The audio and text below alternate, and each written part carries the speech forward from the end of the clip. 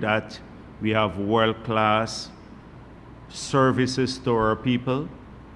These are some of the message: growing opportunities for young people, higher paying jobs. These are the core messages of the People's Progressive Party. I've outlined those several times, and I took the opportunity to talk about our values once again. And at that activity on Sunday, the things that motivate us, the things that drove the formation of the People's Progressive Party, the perennial values of the PPP, and how we have remained faithful to the original vision of bringing our people together, even in the darkest of times, and how that vision is reflected in everything we do, our policies, our programs, the even-handedness of our allocation of resources and involving people of every race, every religion, every gender in the vision and as part of our family, the PPP family. So I think that captures the imagination of young people. They all want to see a country united, prosperous, progressive, that is catering for their needs and creating opportunities for them. And that message is driving a lot of people to want to join us. Several people have even lamented the fact that they have missed coming to some of these engagements, and they are coming to Freedom House all the time, young people, to say, how can we join up to? So we have not completed the whole country as yet, but we've already, as I said before, we've had about 15,000 people, young people, attended the youth camps and the youth activities that we've had. And we're still to complete some other regions, like Region 10, Region 7, parts of Region 8, and Georgetown, because we did East Coast and East Bank already. So we still have more of this engagement to pursue. And as we have achieved something beyond my wildest expectations, because at the last Congress I told you already this year, the last Congress I said by the time we get to the next Congress, we'd have a 5,000 strong organization. The way it's going now, it will be probably 3 times that number. And so this is something that I'm extremely proud of, and I want to thank all of the people who have worked hard at these initiatives. It's not easy to host such a large number of people there based in the regions and cater for them for the entire day. It requires a great deal of organization, and only because of the strength of the party on the ground, which has led the preparation for these activities, have we seen them being such a resounding success as they have been. So I'm really pleased with that. Whilst we were at that activity, some people came there, some elderly people too, to meet with me because they knew I was in the region. And one elderly woman, she said, I didn't get a t-shirt, the PYO t-shirt. She is probably in her maybe 70s.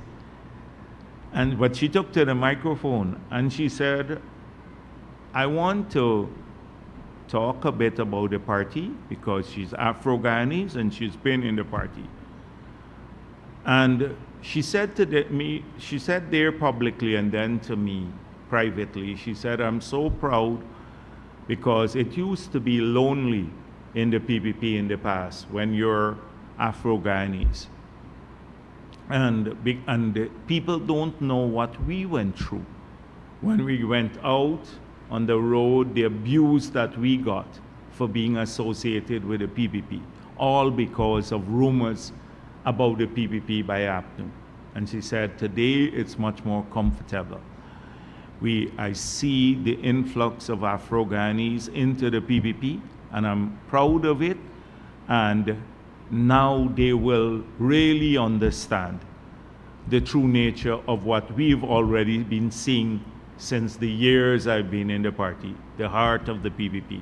And it was overwhelming for me because people sometimes don't recognize that, the struggle and the vilification, particularly if you live in villages that, or communities that were mainly APNU.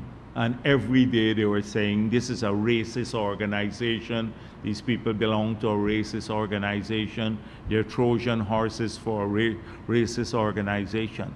So I was really happy that she spoke. And then she said also to the young people, she said, be grateful for the country you live in, because if you look at young people around the world, many of them have challenges that you haven't even seen a fraction of. And I picked up on that theme about gratitude for where we live. And I think it's also appropriate for the Diwali message. That tomorrow we are celebrating Diwali, and you're going to see people of every ethnicity on the roadside, etc. We are a multi-ethnic country, and we have several faiths. We support people to freely worship and to choose their faith. And we support pride in our ancestry. But we also have lived even in peace and harmony among ourselves for decades, for centuries basically. In spite of provocation, first from the colonial rulers to divide our people along racial lines, and then again as a political strategy by the PNC and APNU. And in spite of all of that, in spite of the provocations around elections time, to use race as the key mobilizing factor, to protest wantonly like the 2020 elections, to mislead people into protesting to support the rigging of an election. Our people have demonstrated a maturity that goes beyond all these international lectures that I see from specialists who come in and write reports about ethnic harmony, etc. Because if you look at countries in the world, some countries that are ethnically homogeneous, where they have a single race of people living in the whole country, they're much more divided and sometimes at war or have turmoil in their country. And we must count our blessings, and it's because of our people, the unique nature of our people. They have learned to live together in harmony in a community that has differences, but we recognize our oneness, and that being Guyanese is a special thing. And so that is why you're not going to see that in many countries in the world, because that the people of every race will go to a Hindu function or maybe Christmas, celebrate Christmas, where it's a Christian holiday, but now it's become part of everybody is excited about Christmas already. They're preparing regardless of your religion. That's a unique thing. And I wanted our young people to know this too, and this is what we need to reinforce in their heads, the positive messages. All day long, if you turn on APNU or AFC, their message is negative. Even when they're in government, it's always negative. It's something is wrong with something, they don't like this thing, or they're opposed to something. They're never for anything, basically. Always opposed to something. they oppose, they have to find some negative. And young people are not going to find inspiration in that party, those parties, because they're essentially negative. They have no track record, so they have to be negative about everything else that anyone does to pull down their achievements, to bring it down to the low denominator that they operate with. So we have to continue, and we will do so in our party, the young people who come to us, because I want them to succeed in life, that they can achieve anything in our country, regardless of their race, that they're not going to be, we are building systems to ensure that their futures are not going to be harmed by discrimination or anything else. That is the message for young people, and we will do it at the political level, but I think more and more people need to do this in the churches, in the mosques, in the temples of our country. That should be their message. And a sense of history is crucial to this all. A sense of how far we have come. So the experiment that I told you about last week, when I asked in Berbice, the 3,000 people, the young people, over 3,000 who came there in Region 6, how many knew that you became a criminal for eating bread made from wheat in Guyana because it was unlawful? And I asked the same question there, and not a single hand went up. 5,000 young people, no, maybe one, right down at the back. But I didn't know if it was one of the older ones, maybe, or so. But I saw a single hand. They did not know. They did not know. And that was such a big thing in the era for the older folks and maybe more middle-aged folks in Guyana, because that was our life, the condition of our life, sneaking around eating a can of sardine at night. You couldn't eat it even during the day because you had to bury the can before any of the neighbor sees it or anybody make a report on you. That was such a big thing in our lives. Like young people growing up at that time, would you get like a loaf of bread? You see people looking around, like sneakily they got a loaf of bread and they're watching out for police. That time they were, well, they used to steal watches and stuff like that, but the criminals were people eating bread and sardine. And actually looking at one temple, the police coming, they were cooking some potatoes, and the police come and fetch the whole pot to the police station. And it's something that we grew up with, and they don't know about it. I want them to know that too. I want them to know when APNU got the army to steal votes, actually to go and they shot people and killed them who were preventing, trying to prevent them from taking away the ballot boxes. So when today I saw Mahi Paul and the others saying, oh, we're trying to subvert the police force and army, and there's a Stabrook editorial, we don't want to reform the police force because we want to keep them under the control of the PPP. I'll get to that in a moment. I wonder if these people write from a sense of history. There was a time, since we got into 1992, we increased the budget of the army and police force substantially. We increased remuneration. We discontinued the practice where they had to pledge loyalty to the party in government under the era of paramountcy of party. We discontinued that practice. We said, you will act in accordance with the Constitution and the acts governing you, the laws governing you, the Defense Act, or there are several governing the police force. You act only professionally, only in accordance with those acts. You don't need to pledge loyalty to any political party. You have to be loyal to the government of the day, but not to political parties. And so that's a big change, because they can't understand the stupidity or the duplicity of a Mahipal or a Norton talking about us trying to subvert police force now, or the army.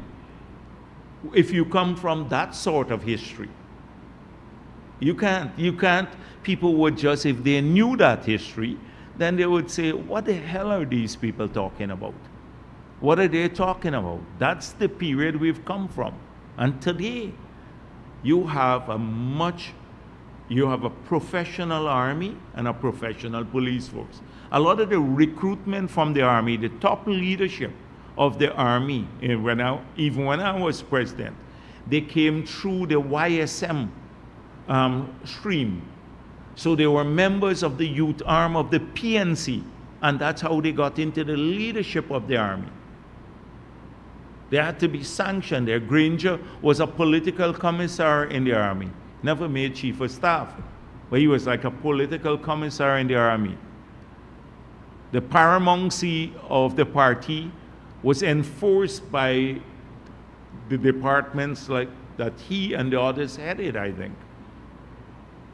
You had a senior police officer, soldier from the past, defending the killing of people for them defending the right to vote and the army stealing the ballot box, claiming, oh, we were only acting in accordance with instructions from the executive, so we are acting lawfully, as though it was right for the executive to say you can steal elections.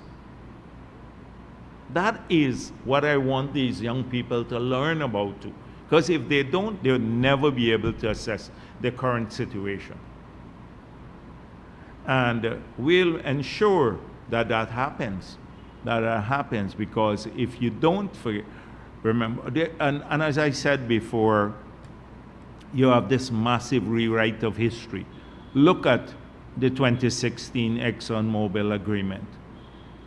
If someone were to come to Guyana today and listen to the nonsense in the Kaieteur News particularly, or what's being said, you would somehow think that the PPP was responsible for that agreement.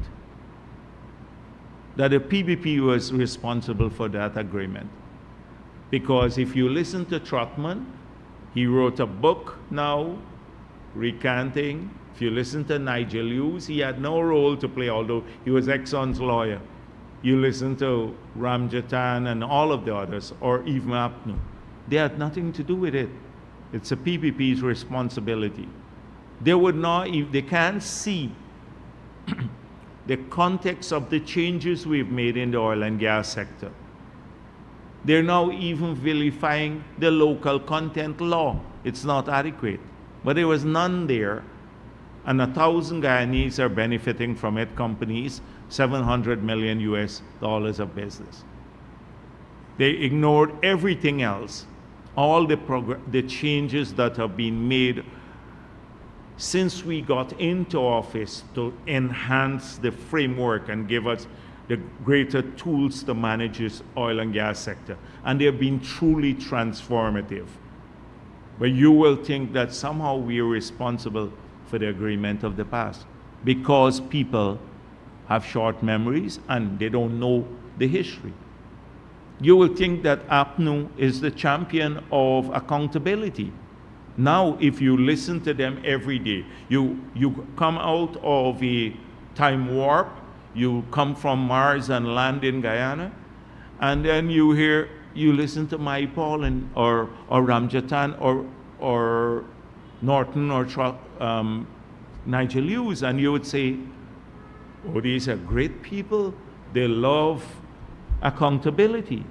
And you would never know that these are the same crooks who for 3 years when they were in office, didn't file a single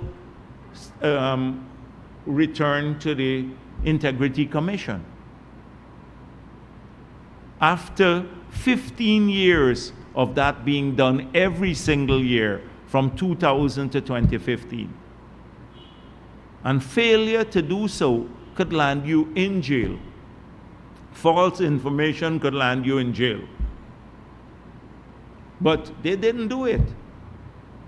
You wouldn't even know that the 5 years on the APNU, that they never once put up a single contract that has been awarded in those 5 years on the MPTAB website, and who got the contract, how much, the value of the contract, and what procurement method they use, whether it's sole source or public or competitive tender. It's a requirement of the law. 5 years non-compliance with the law. And you hear Mike Paul talk about, oh, some contract was awarded over the West Coast, and 5 contracts were awarded to this company. Guess where he got the information from? The same website that we started populating as soon as we got back into office, by putting up the information. So you would think that they're the most accountable people, but that is if you had a mental breakdown in the 5 years and you come back now and see them. You didn't, or you had amnesia for those 5 years. Or, as I said before, you come from outer space. So context is vital. Context is always vital, and history is vital. And us coming here every week is a plea, basically, for people to remember that history. It's almost like painstaking for me to have to mention this all the time. People should want to know that, because it makes them well-rounded and they can do more critical analyses. And that brings me to the shocking double standards that we have in a series of organizations. But if you knew your history again, you will know that people like the GHRA and the Red Threads of the world and the APA, which just had a big report published internationally using the same Hastings, who is related to the PNC's Hastings, the Tushau there who had the big spread in the Starbuck News, the 41 leaders of the other communities couldn't get a small space like this in Starbuck News, but he had two pages for himself. So they just publish another report internationally to run down again the money that the other two shows got. He collected the money and he said, oh, I wanted more. He wanted more. But the APA, even if you give them 100% of all the money we earned through the LCDS, through no efforts of theirs, they would still say they want 130%. They want more money. So it is, they just are running this down. And they will come, and these are the villages that had a buy-in at the village through free prior informed consent. They are opposed to it even now, and they get publicity for it. So you will find some organizations that are, and individuals in those organizations who will vilify the PPP for anything, for the slightest thing, and then they would have never said a word in the 5 years of massive corruption, transgressions in human rights and everything else on the APNU. Some of the most egregious violations of the Constitution took place on the APNU, with the appointment of commissions, the appointment of the head of GCOM, the refusal to accept the no confidence motion, the attempt to steal the elections. All of these were serious violations of the Constitution that could have determined the future of this country. I'm not talking about minor transgressions, like when you hold a person, maybe the police might hold someone for 73 hours instead of 72 hours you know, and it's wrong, and they shouldn't have done that. But that's small compared to them trying to steal a country. But they were silent about that, but will go. They're only waiting for the 72 hours, 1 minute to issue a statement against the government for that. But they didn't say a word in that period because they're hostile to us. And so too the elements in the GPA. I saw a massive press release this week, and I know no doubt it was encouraged in some quarters. President Ali is hostile to media. Jagdeo wants to take away people's ads. The usual nonsense. I was going to call it something else. And the usual stuff that goes on. A long one. As I said before, I just got him to print it out, but I didn't get a chance to read it. It's so much nonsense here. They perfunctorily drop in a couple of APNU transgressions to say, oh, it's balanced. But the bulk of it is government violating the right of the free press in Guyana. Now, the press in Guyana operates in an environment where they have editorial freedom. Journalists may face a robust rebuttal from the people they question, but you don't have people targeting journalists, as you see in other parts of the world, for what they're right. And generally, this government has been more forthcoming with information in every sector than the last government in the 5 years. In a single year, we have given more information. In oil and gas alone, they've had, in the period they've been in office, in the 5 years, maybe 1 or 2 press conferences not dedicated to oil and gas, at which they took questions on oil and gas. In a single press conference, I'm saying, and I say this with great deal of certainty, that in a single press conference, we have answered more oil and gas questions and hostile questions than APNU answered in the 5 years of their tenure, in a single press conference. So when you talk about access to information, etc., the website for the ministry has more information there on everything, all the contracts, etc., than APNU ever put out. So I wasn't going to say much about this, but then I wanted to reiterate that they refused to acknowledge what I said in relation to ads. And let me repeat it, that we want fairness. If someone forms a political party, that Glenn Lal has done now, he has declared his intention, his newspaper is a political arm of his party, and he has not distanced himself from the paper. He regularly features in the newspaper himself, the editorials are cleared by him, etc. So the Kaichor News is a political newspaper. It's not designed any longer to share information. Even though I'm critical sometimes of articles in the Starbuck News, I pointed out many times it's still good journalism. I disagree with a lot of the findings and the prominence that they give to the opposition, and sometimes the editorials, which I think are guess editorials written by really some foolish people, but I recognize that it's a different in standard. They will not put in their newspaper something that you didn't say.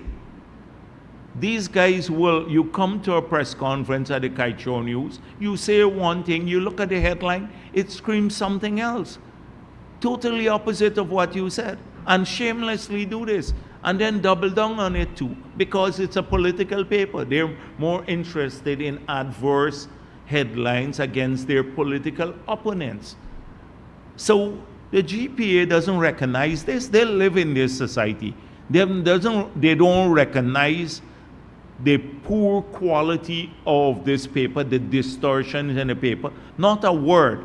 Shouldn't there be some self-regulation to media to maintain some standards if they are interested in standards? Should they not call this out for distortion? So how, if you're a person now responding to questions, and the same question comes every time, and then you know by the time you respond, it gets distorted. They don't come here to find the truth. Then how do you expect the people sharing the information to react? They would say, you know, you're wasting my time. Not that they're hostile, but they're just wasting your time to respond to questions that you know will never be accurately portrayed. Not a word about that in the GPA, as though these are pristine, you know, this organizations carrying out the highest standards of international journalism, when it's gutter journalism. And everyone recognizes that, even the media themselves, members of the media. So that shouldn't be protected. That should be condemned by everyone. If you're a real professional organization, you will condemn that too. But that doesn't happen, and the double standards. Every year it's about, and then targeting state-owned media and state-owned actors. So what about people who work in state papers?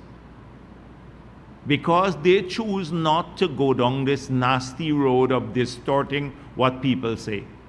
So they may emphasize the positive about government, but what's wrong with that? They're not distorting what people say, but targeting them because they want them to get into a vile custom of the government, an unsubstantiated custom. And because they refuse to go that route, they target the state-owned media and actors.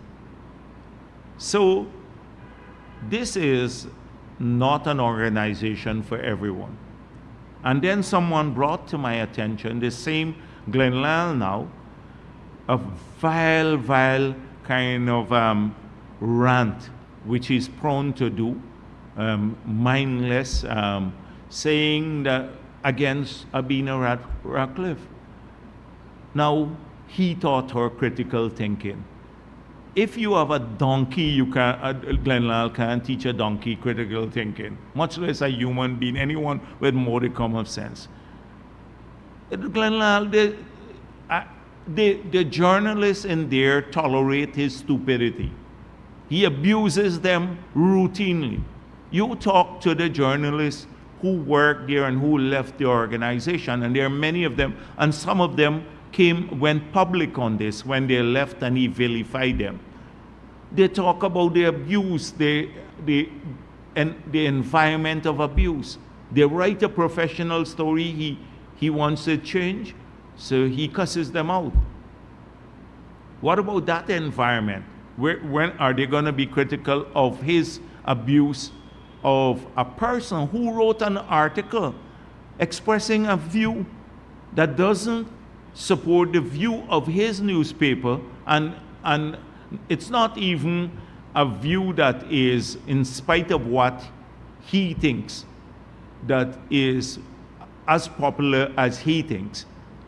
So, but just for in a professional way, exercising or speaking about another side of the same issue, is subjects someone for vilification. You would find even in our opponents, I've been urging them to have a policy debate with us. So we want the policy for someone else to take an opposing policy view so we can have a robust debate from the government. What we find the criticisms of our policies are convenient and infantile, most times, not policy-based. So we lament that. But you want a studied view, a studied alternate view, so you can respond, and that is how good policies grow. and they're tweaked and because of the nuances. Here, the journalists expressed a different view. Sell out to the government, sell out to the ExxonMobil. Who did he sell out to? And where is the GPA in all of this? Defending members. But that would bring them in contradiction with Glenn Lal and his political paper. So that's why I'm saying the shocking double standard. And it's not very difficult to look at this, to find this. So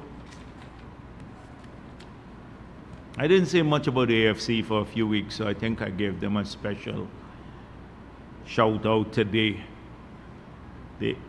So the AFC unveiled its pathway to the future, vision for Guyana. Not that they said anything, they plan to do that. They plan a lot of things.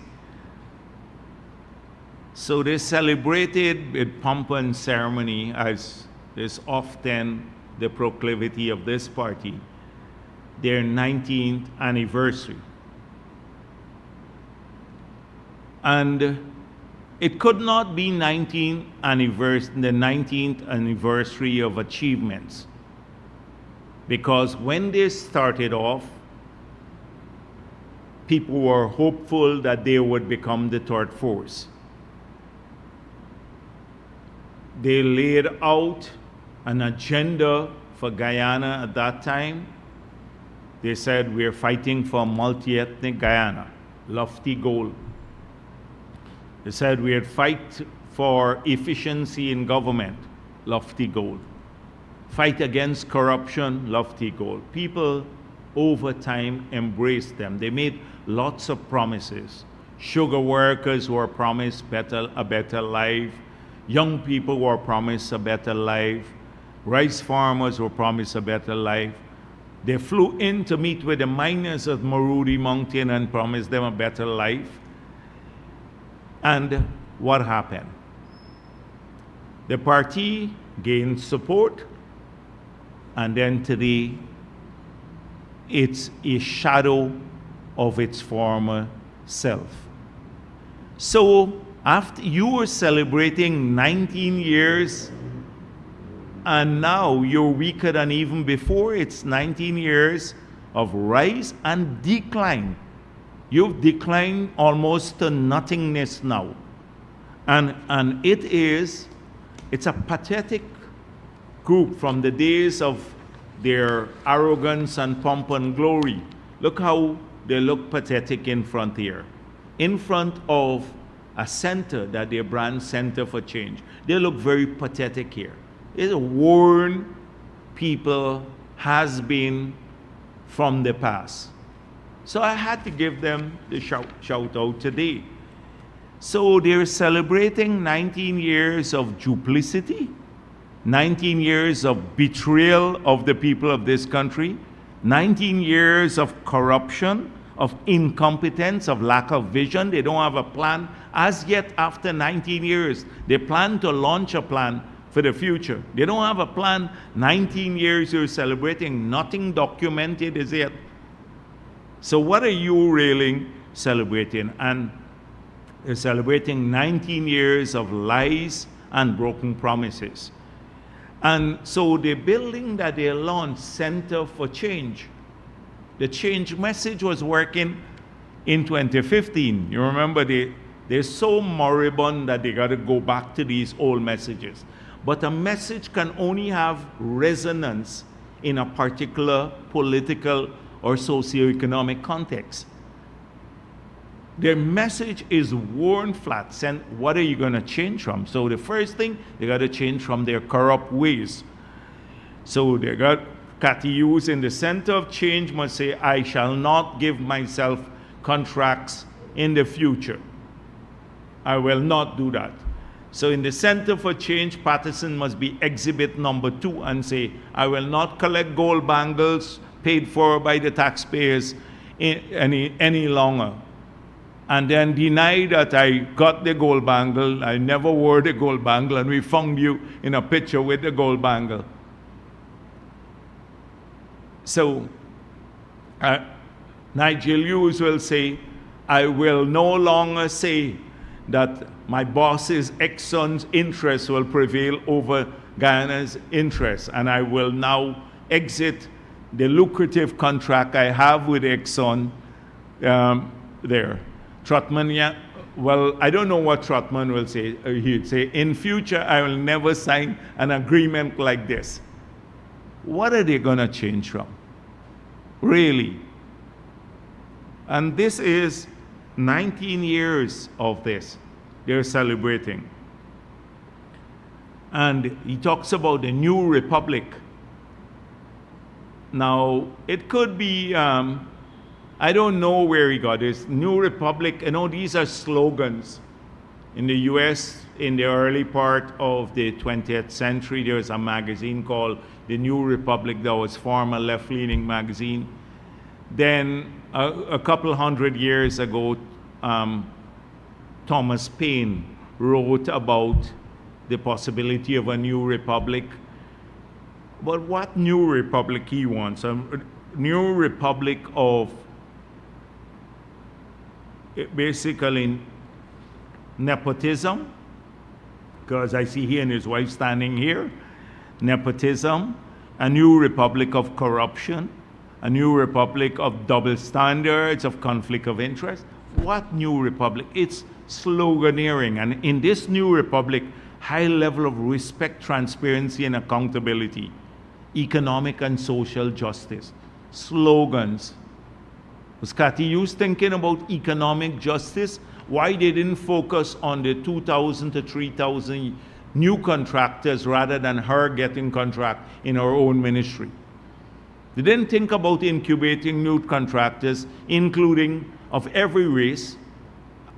Where were the young people getting opportunities, scholarships? They didn't think about social justice for young people when the ministers were hogging the scholarships for themselves, or they took a 50% increase in their salaries and had foreign medical insurance paid for by the state.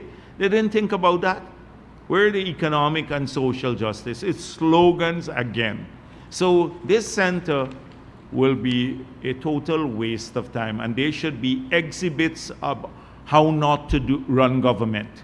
They should put them up there, and they should sit there every day, and the slogan will be over them, how not to run government, or bad governance, the key actors of bad governance, and put all of them as prime exhibits of that in this center for change. So I just wanted to say hello and wish them well in their 19th anniversary. I heard he said in the 10th year they got into government, and in the 20th year next year they will get back into government again. So I think he's been going either to some I don't want to say obia, because then he'd go and say I'm being ethnic and stuff like that, so not obia, but I think he's been consulting the tarot cards and stuff like that. I think he's big into the occult about that stupid thing, yeah. Sloganeering. So the next thing I wanted to talk about today a bit is the police force. And so I did not intend to speak about it, but when I was preparing for this press conference, I got all the reports during the week, and I started at 12 midday, and then I saw an overwhelming focus by the opposition on the police force, and amplified by some elements of the media. So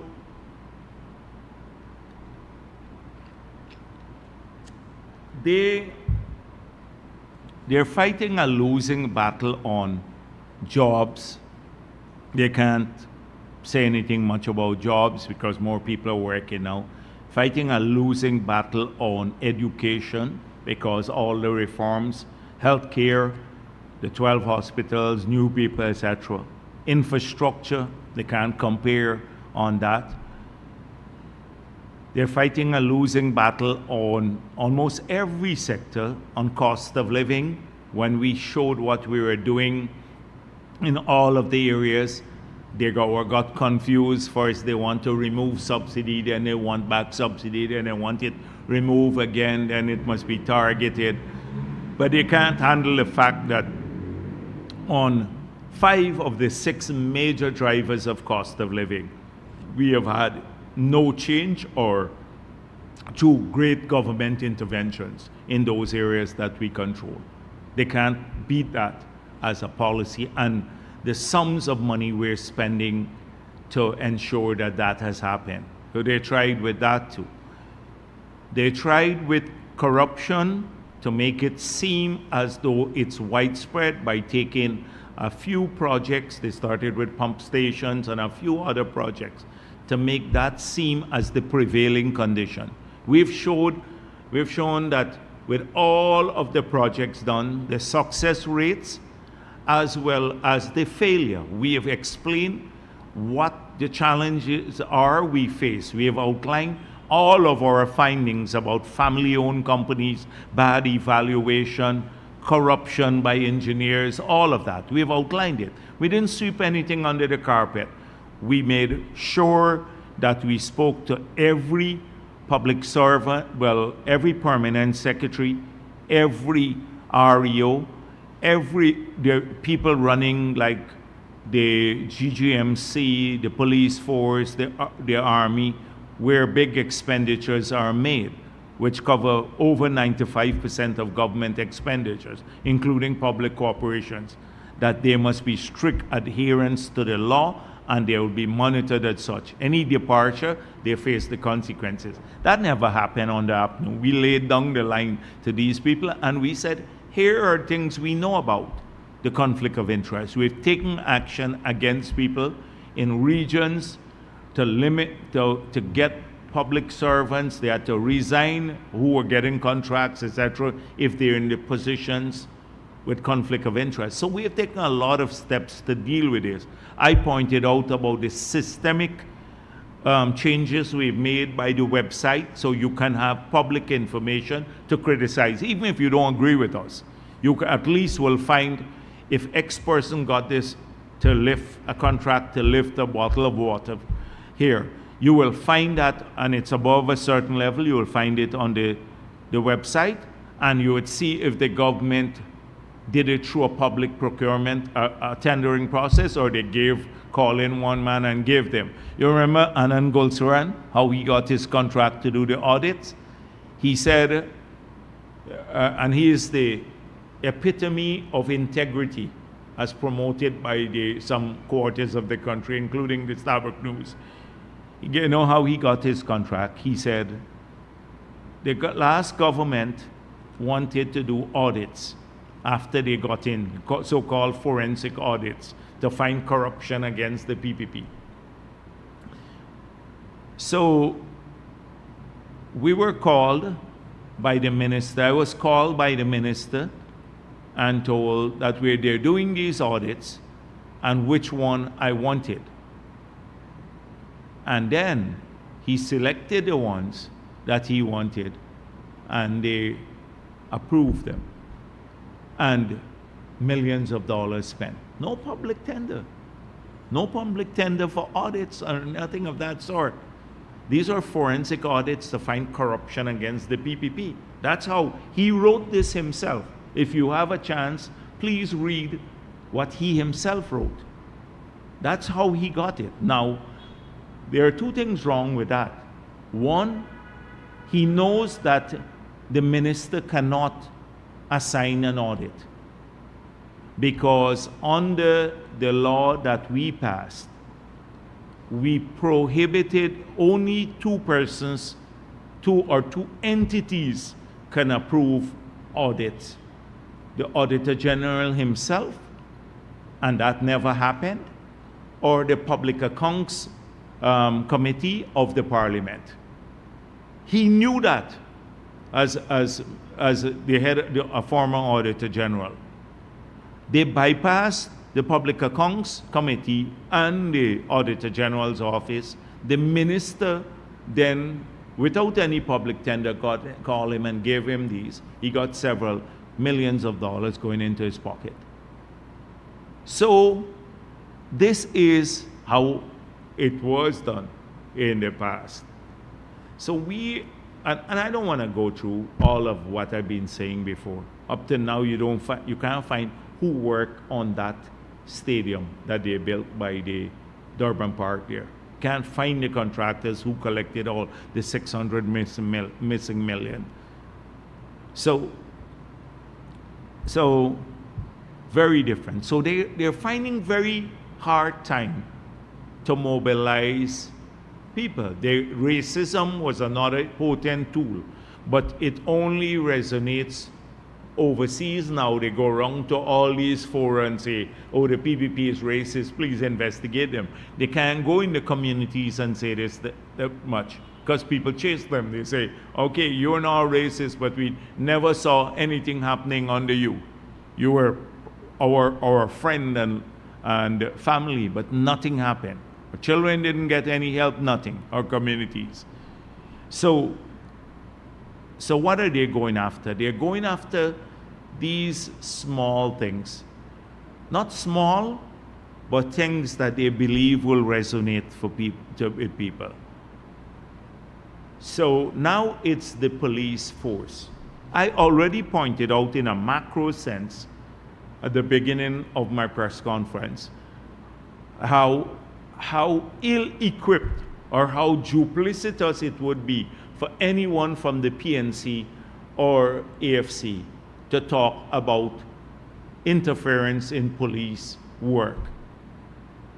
Ramjatan was celebrating with Setlington, who was at Soku, when they had me go into Soku on luncheon. They were celebrating at the Sidewalk Cafe, I think. Oasis. Celebrating it. They were getting direct instructions. The same thing, so not only that, but on the private criminal charges, they were influencing members of the judiciary to take a particular action against us.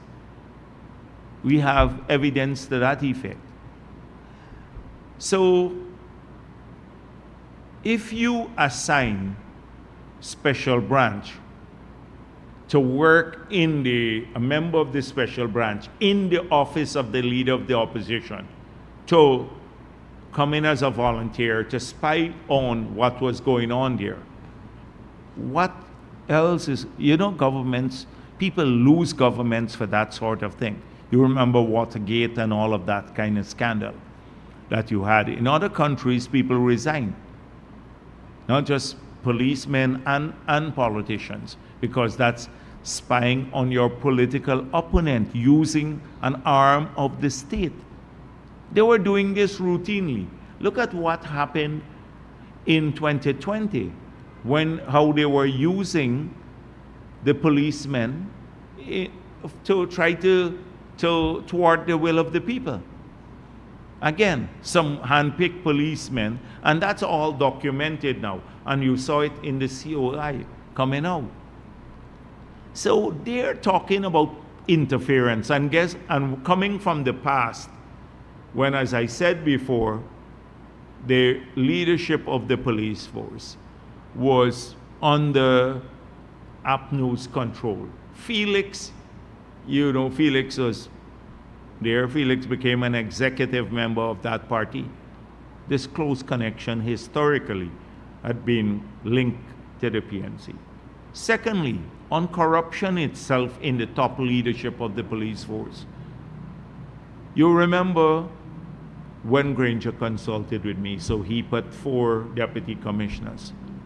Several of those were fingered in corrupt practices or allegations of corrupt practices within the police force, similar to what Brutus is charged with, about procurement-related frauds, etc. What was their response? Did anyone get charged? They fobbed it off to the police complaints authority and then cleared the allegations. They didn't take it to SOCU to have a full investigation. SOCU was then going after their political opponents. Didn't take it there. So they have a long history of trying to control the police force. So that is why when I see this from the Starbuck News, again, it's an editorial, so it must have come from one of those PNC people. This can only be achieved by a temporary recruitment of external leadership. They're saying we must have external leadership now. This is something that has been argued for by this newspaper, extending all the way back to the 1993 murder of Monica Reese. PPP civic governments have never heeded this necessity, as they can't envisage losing control of the police force. If you look at the police force historically, when has the PPP been in control of the police force? If you look at even voting patterns in the early days when the votes were counted separately, you would see what has happened. But this is, we didn't want to bring in a foreign group to run the police force because we want to control the police force. It's utter nonsense. It's utter nonsense. So, going on in the same editorial, to have an assistant commissioner of police facing serious money laundering charges is to make a mockery of the functioning and the authority of the force. How does it begin to recover from this without radical changes? So I have here, so they're saying it makes a mockery of the functioning and authority of the force because we found our one commissioner, our deputy commissioner, has been charged for money laundering and is facing other charges. So I recalled earlier this year, New York's police commissioner resigns amid corruption probe. Guess when this happened? 12th of September 2024. So they said the federal government has launched multiple criminal probes in the city government, including Mr. Caban, the city's first Latino police commissioner. He resigned? No doubt he was forced out. But does this make the New York police, the New York Police Department, I think it's called, yes, NYPD, does this make the entire organization defunct or not being able to function? So the logic of this can't be substantiated. And this call, this position is mirrored by the opposition. You see everybody saying this. The opposition has weighed in on this sort of thing, about the same thing about the police force, that we need to bring in an external group to investigate first Brutus and now the police department, the entire police force. This was the opposition that was saying that the system will never work. Expressed skepticism that the PPP would allow an independent investigation. It shocked everyone that not only was there an investigation done, because they were hoping that it would take the same route like what they did when they were in office, and that they would have something to hang their hats on. But the investigation was done. The file was sent to the DPP with a number of recommended charges, and the charges took place. And the magnitude of the charges have been mind-blowing to them. These are the same people who were saying nothing will happen. So now they have gone from that, so to the entire police force. This shows the system is working. So the system is working. And that is important to us. So let me give you a few additional things that they've been saying. So one, we need external people to run the police force. Two, because of this, the situation with Brutus, that the police force now can't fulfill their national tasks. Mahipal says the police force has become a national security risk.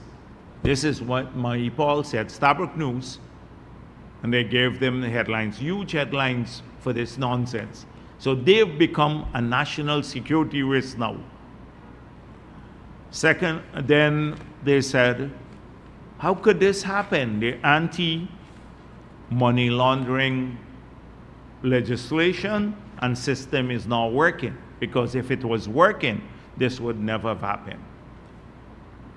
So this shows a profound ignorance of all that's happening in the police force, and a profound lack of knowledge of how the Money Laundering Act works. We have just had a mutual evaluation by the CFATF. And they've confirmed that our situation in Guyana and that the legislation, the institutional framework, the policy, and the national strategy are consistent with international standards. That has just been confirmed. This is a major thing because you're evaluated based on international standards and based on comments from your peers. That just happened. So our institution, strategy, policy, and legislation are in line with international money laundering laws and practices. That's one. That's recently confirmed. Secondly, Paul does not understand how this works. So if you go to a bank and you make a deposit that is above a threshold, or the bankers suspect that you're making a transfer that is of a suspicious nature, they have to file a suspicious transaction report with the FIU. This is what happens. It's not that they will refuse to take your money. They will take your money, put it into their account, and then they will file a suspicious transaction report with the FIU that this looks unusual. The FIU then does the investigation. The FIU in this case, did the investigation. They sent the report to SOCO. SOCO, in an independent way, without any executive interference like what would have happened under APNU, did the investigations. It went to the DPP. The system worked. So there are multiple layers of testing of the system. So if you, for example, the procurement system, there was one, maybe I shouldn't even say this because they'll say I talk about a case. But we had indications that something was wrong with the administration. With the administration of the department. And that is why the police force itself took some action in this regard. A lot of reports went to the government. I met a young Afro-Guyanese mechanic, and he said to me, for 4 years, I'm looking out after the vehicles, of the police vehicles. There are 150 vehicles I fixed. Here's a list of all of them. And I've not received my payment. And he's pushed around all the time. And every year we budget so that they can clear backlog in payment. We're even clearing backlogs in payment. We can't find the records from APNU period. They owe a ton of people. A ton of people. The people who were picking up the dead from the parlors, and these are people who are sympathetic to APNU. We now have to end up paying them because they know when the police find someone, etc., they would say to the parlor, pick them up, we don't know who the person is, and then they were processing them. They don't get paid. A ton of people around the country. And so if you look at, we are trying to find a way to clear the backlog for those people. Like what APNU did just in the last year before election in the health sector. They hired about 400 or 500 persons in the first month to work for elections, right? Basically to say, oh, you're getting jobs, and never paid them. We ended up paying them in September or October of the year for the whole year that they work. They didn't even pay these people. So a lot of that was happening, and that's why we're looking at it from an admin perspective. And you would recall that there were 2 investigations done. This one and one prior to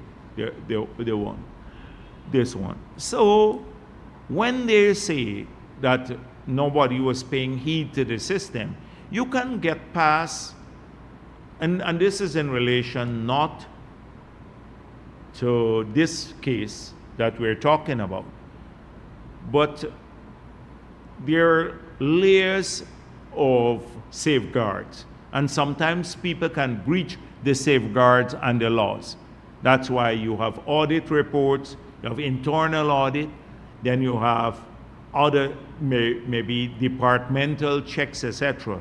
But ultimately, one of the safeguards against corruption is SOCO and FIU.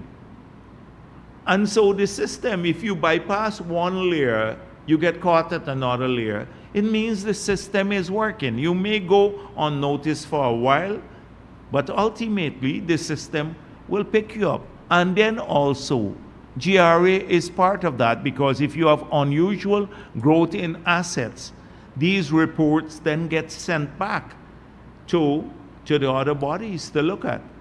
And this happens, and it all works behind the scene. So a clown like Mahibal, talking about, oh, the system didn't work, he just doesn't know how the system works. He just doesn't know. But you can't be shouting every single day about what's being done.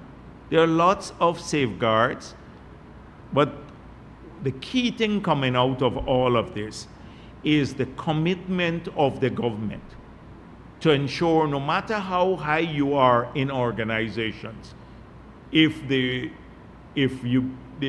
is an unlawful act committed, then you will have to face the consequences.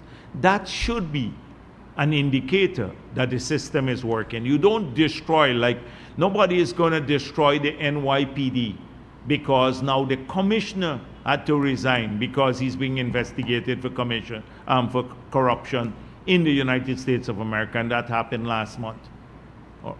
Yes, it was last month, September. But they want to pull down the whole system, the whole police force now. You have a lot of hard-working policemen and people in the army and the other services who are keeping the same people safe in their homes and pushing what's happening. So I brought with me today, this is a report. It's a massive report and I can't read it, about all that has been done in 4 years to improve the system. This is in every single area, from operations to infrastructure to procedures, legislation, etc. It's a massive compendium of all that has been done, training, etc., to improve the operations of the police force. At some stage, I hope that they will, and this is a condensed version of the report, and it points out the problems in the past and how we're trying to fix them too. If you look at what we're doing at the national level, before the end of this year, you're going to have the one key area of our border secure, or we'll enhance the security, because as I said to you some time back, we're moving to enhance scrutiny of people who come into our country at the airport through a paperless system, especially for Guyanese. Guyanese will not have to, once the system is fully functional and they get the national ID that is secure, they'd be able to just swipe at the airport on a kiosk and come through. But that information, instead of getting their passport stamp, will still go to a database, immigration, but they just don't have to present themselves physically. The foreigners may have to go through an enhanced arrangement where they can go to a kiosk or online and fill up a form and then come, at least at the beginning, and then come to the airport and still present their passports. So that's happening, but we'll have the database of the people who are there, so it's strengthening border security here. And you can then assess people who are moving out, coming in, their track record, criminals, and all of that. This is a secure database, not just to do it for criminal purposes, but to make our people, the experience with the airport easier. When I say our people, I mean Guyanese, wherever they live, once they have that ID card. So that's being done now. That's a major, major thing happening. We have another project that we are hoping by next year. Let's say there are some key elements of that. Maybe I don't think I lost my paper, but I can tell you what they are generally. So the next project is to automate all the functions of the agencies that come under Home Affairs. So this will also cut down on corruption, but also make things easier to process. And when verified against other databases, will ensure that we have greater scrutiny, and we'd be able to over criminals, but others also, but we'd be able to solve crime faster. And what are these things that we want to automate? So it is from the GRO, Bharrat deaths, marriages, all of this in a single database in a portal that we can then access. In the police force itself, it is case management, so that you would have it automated and accessible to police stations around the country, a system for better case management. It is records for firearm licenses, tint permits, a whole range of those things that sometimes we don't have records and you can't cross-reference them. Almost all the functions under the police force now where you have to interact with police, you'll be able to have an easier system to work there, but they would have more database there. Then in the prison system, the same thing will happen. Better management of the prisons and also a database of people, how many on remand, the time they're in remand and all of that, so that you can, for better case management and everything else, and see who the people are, their biometrics, so you can also track people around the country easier if they have criminal records, etc. And the same thing with fire.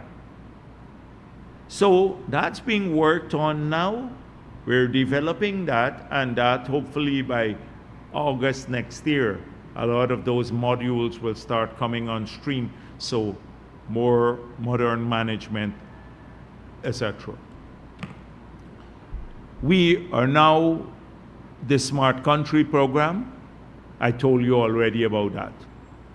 They told me over 600 cameras have already been mounted. We already have the command centers under the police in 3 regions, in region 3, 6, and 4. 4 is the headquarters. These are the 3 most populous regions. We started with these in the country, and we intend to expand to other regions. But right now, as we're sitting there are a number of people in these regions who are sitting in front of cameras watching what's going on. Right now, it's behind the scene, but they're watching what's going on around the country, over 600 cameras, to see, if there are transgressions, etc. That was not there. Up new, they started a couple of cameras around the city. We've expanded it to that.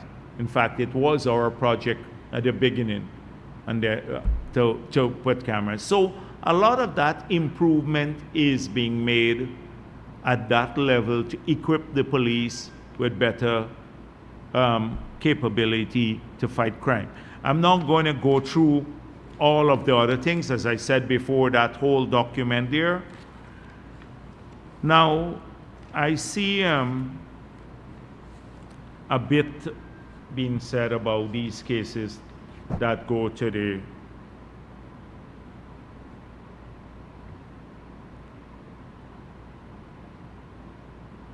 court, and I think they were a subject of an editorial by Stabrook, or maybe wrong, well, several articles about people who are getting bail for criminal offenses.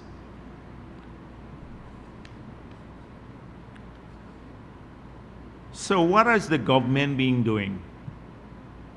I asked before I came, I just had a few minutes, so I asked, can you put together for me what we have done to strengthen our ability to have higher levels of prosecution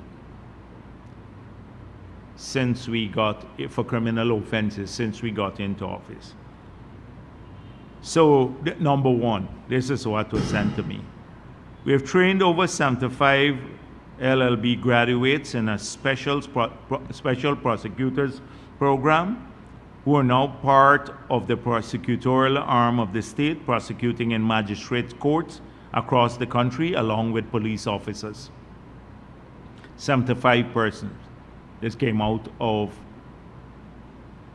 the Attorney General's chambers. We have passed a number of legislation to speed up criminal trials in the magistrates' court, including abolition of preliminary inquiries and replacing same with paper committals. This will allow the magistrates to spend more time in dealing with criminal trials. We have also partnered with the School of Nations to give special prosecution training to police prosecutors. The different prosecutorial agencies such as KANU, SOCU, and GRA are hiring lawyers to prosecute their cases rather than relying on police officers to do so. 5, the DPP has promulgated a modern prosecutorial code to guide prosecutors. 6, a Bail Act was passed in 2022 to regulate the discretion to grant and refuse bail. 7, sentencing guidelines have been prepared and are with the judiciary for their input before they're implemented. So these are just a few things that have been done. This is apart from the massive plan that we are already implementing to upgrade the police force itself. So it is not just these, we don't operate that way like the opposition. We're not convenient. We see an issue in the day and we latch on to it and without knowing context or without having an alternate plan, criticize everything. We identify that fighting crime would be an important task for the future. Our people need to live in security. That is why we have taken several steps here to strengthen, that is reform within the police itself, and this huge document that you will get probably later. The police, I'll ask them to make sure that they speak more on this matter. Strengthening the legislative tool available to the system so that they can get more convictions, but also people are treated fairly. Strengthening the prosecutorial arm of the police, the DPP, and various government agencies that engage in prosecution. All of this, you have just heard about that. That's being done. It's a well laid out plan. Using technology to fight crime and rolling out that program, spending billions in the budget to do that, is also part of the plan. So when last week I told you about the GWI, 30 new water treatment plants, all of these things, etc. It's a laid out plan. Education sector, the plan is laid out what we want to do. Healthcare, 12 hospitals. So too in the security sector, we have laid out a plan to use technology to give us a greater control, to simplify, but to monitor, to be able to solve crime faster, the police lab, training people there, etc., DNA testing, and then ensuring that we have greater tools to get higher levels of conviction. But also, coming back to some of these cases that have been dismissed for want of prosecution or in terms of what's been reported. Prosecution cases or the prosecutor's cases that are ill prepared.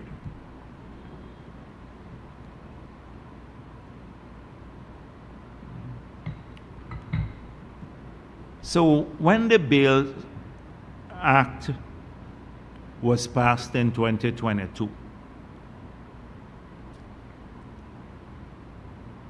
we did that deliberately, and it had multiple objectives. One, that it would guide, it would set the conditions under which bail would be given that had to be met, and to avoid capricious action on the part of magistrates or members of the judiciary. Because historically, we saw variable performance. So you have two similar or the same, practically the same cases, going to two separate members of the judiciary and having vastly different outcomes. One, a man will go in sometimes with 4 guns and he would get bail, and another with maybe 3 guns and don't get any bail, get caught with 3 guns. So the first objective of the Bail Act was to set out the conditions that had to be met. And this was passed in 2022 to avoid capricious behavior. So we are expecting more predictable behavior now on the part of the judiciary. Predictable meaning as per law, not as per the desire of the executive. Next thing you'd hear them say, Jagdeo wanted the judiciary to act in a particular way.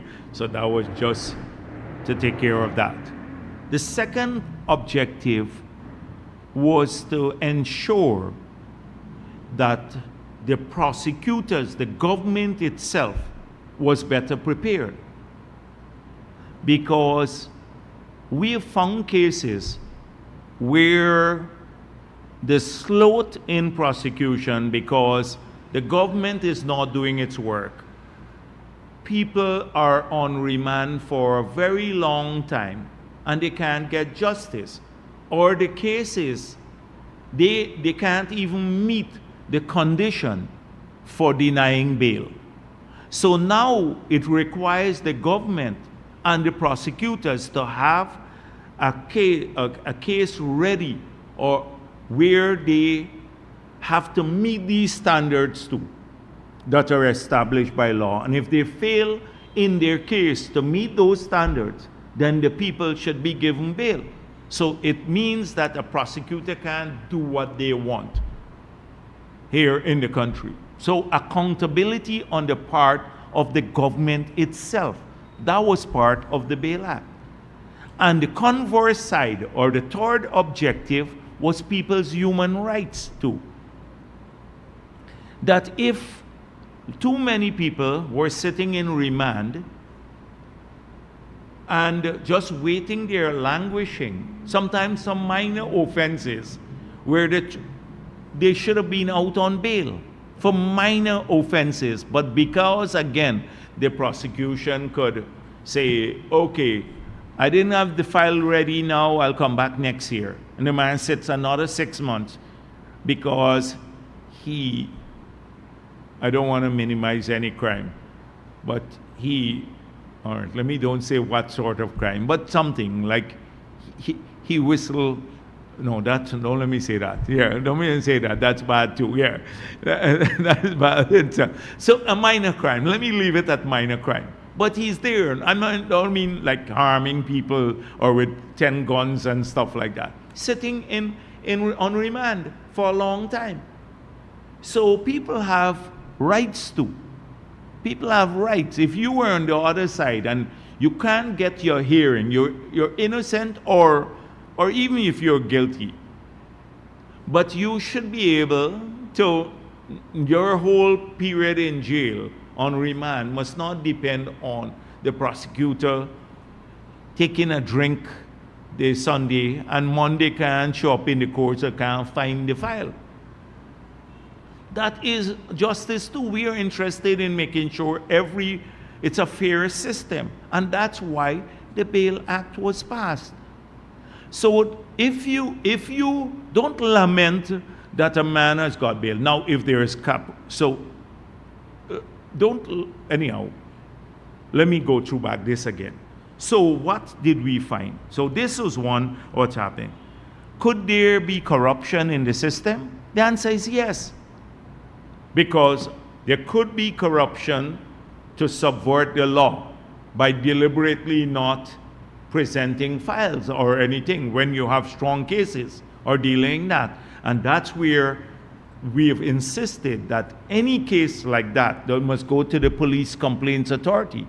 But do not make every case where a person has received bail because of an offense a case where that somehow people are getting away with an injustice. If the police can't make a solid case, in some cases they can't make a solid case, then the people have a right to bail until their case comes up, and not just deposit them in prison. So all of these things, when you see the system, sometimes it's the system working. The Bail Act should do all of the above. It should make sure people get greater justice from the administration of law. It should hold the prosecutors to a higher standard, and it should hold the judiciary accountable for how they apply the conditions for bail. And any departure from that, unusual departure, should be investigated from these objectives. But those were the primary objectives, and they were passed by the government. The same people who argue about human rights are criticizing us now. But would come and say, oh, you have too many people in remand in prison. And those people, some of them have a right too.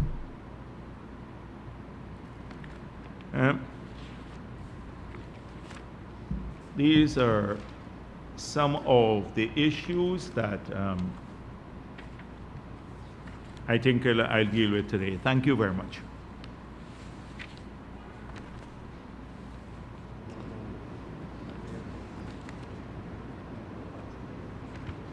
Mr. Jagdeo, then Shabral, then sir, I have a few questions here for you. One, yes. For instance, in the Cayman Islands, they are putting into a referendum alongside their upcoming elections whether they should be constructing piers to accommodate larger cruise ships. So I'm just giving that as a slight background, so to speak. In light of the debate in Guyana about the need to renegotiate the Exxon contract, would your party or government be inclined to put that to a referendum as well? And secondly, what are your thoughts about allowing prisoners to vote? And there is an allegation that your party has been involved in the harassment of residents of Champaign, Champaign in the Maiconi area. The People's National Congress is saying that in light of their outreach in the community, your party is actually retaliated by engaging in harassment and stirring up of a cybercrime charge or allegation. And also on the political front, why do you believe that these thousands of people who you say are turning up to your various conferences and youth outreaches will ultimately vote for your party? And how do you respond to claims that you're actually, not you personally, but the party is actually inducing some of these people to participate? Those are my questions for now. Yeah, so the thing is that this is the same, the last one. Let's start, yeah, give me some coffee. So let's start with the last question first, Dennis. This is the age-old rhetoric from APNU. So any Afro-Guyanese person who comes to us or supports the PPP, they have to be a sellout.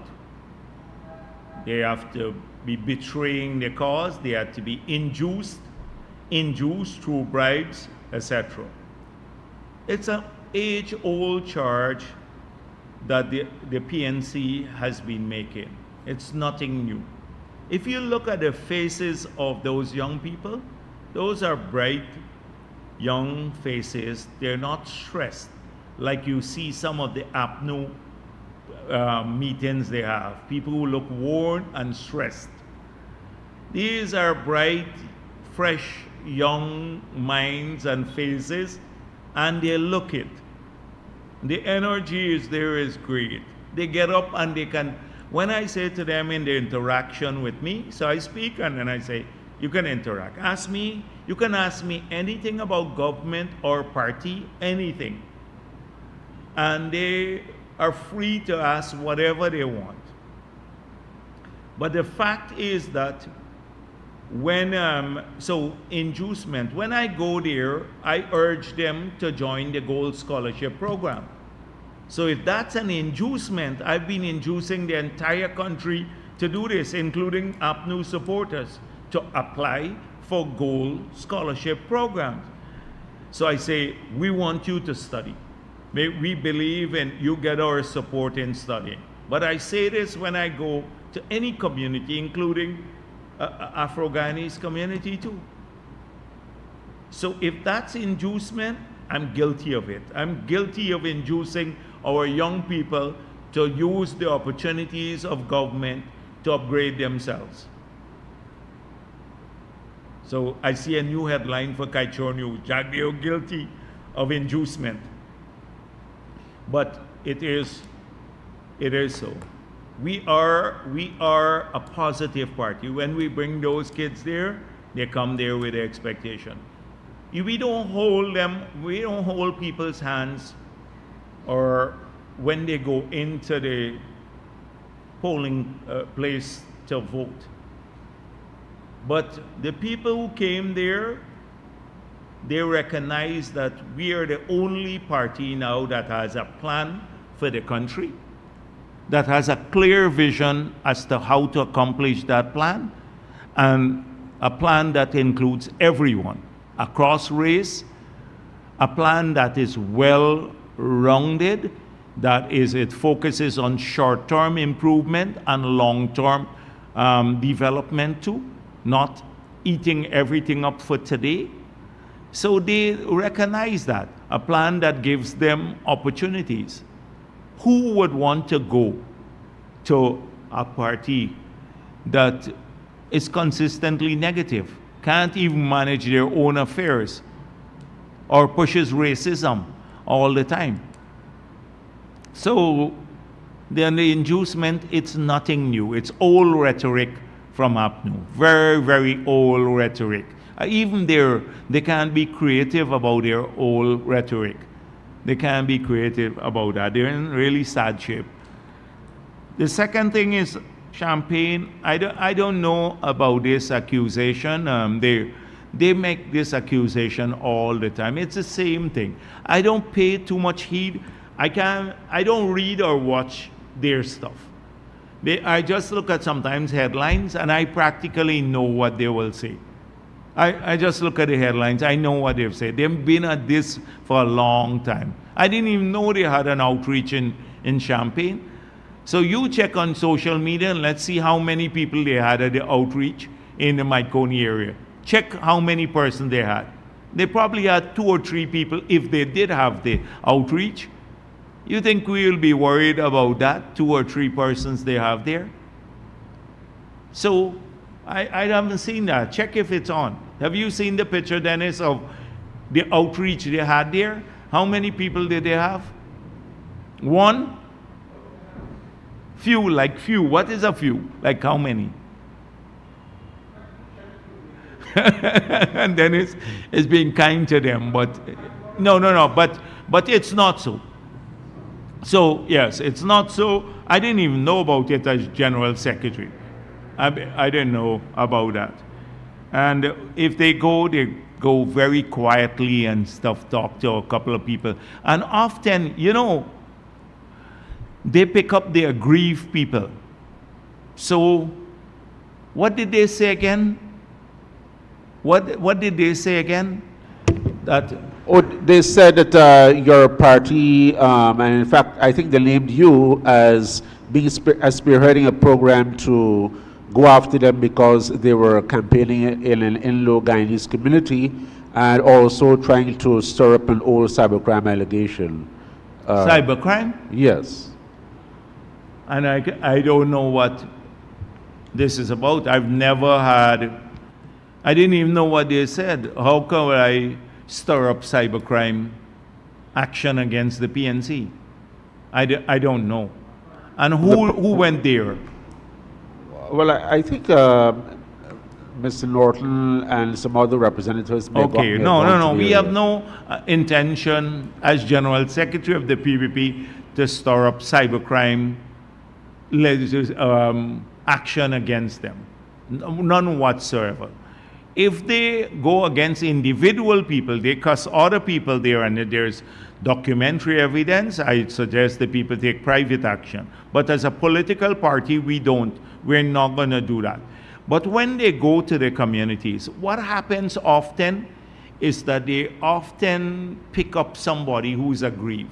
So a man got fired for corruption from the PPP. We fire somebody for corruption in one of these areas. Suddenly, he finds new home in Apnu. They go down to these places and they have a meeting with him or something like that. And this is what happened. I was told about 3 or 4 places where we had fire people for corruption, or they're under corruption investigations, that they tend to go and side with them. And then these people would claim, it's because of my politics that I'm being discriminated against. So this is the Apnu way of working. We had that in the past too. In the past, distant past, where they picked up all the aggrieved people we fired and stuff like that, that they utilized them. That's the second one. The prisoners to vote, whatever the law is, we comply with the law.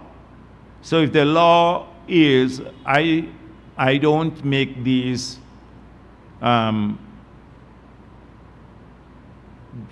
policies at a press conference or even at the political level. I think people, if they want to confer the right to vote on prisoners, then this must go through the constitutional reform process. Because right now, that's not something that we have discussed in the party level or even at the government. And I think this is bigger than just the PPP or the government. It should be national consensus on this matter. So right now, we will stick with what the law is, what it has always been through all the elections in the past. We'll stick with that for the 2025 elections. The law does not prohibit them from voting. I think there is only one prohibition. Whatever is their right under the law, they will be given all the rights that they have under the law. So we have a lot of people who would take cases pro bono. So Nigel Hughes, who was at a close affinity to many people, remember how he subverted the jury from what we did. Well, he did not tell the jury that the foreman of the jury, or didn't tell the judge that the foreman of the jury was his client, and then they freed one of the guys who committed a massacre on children.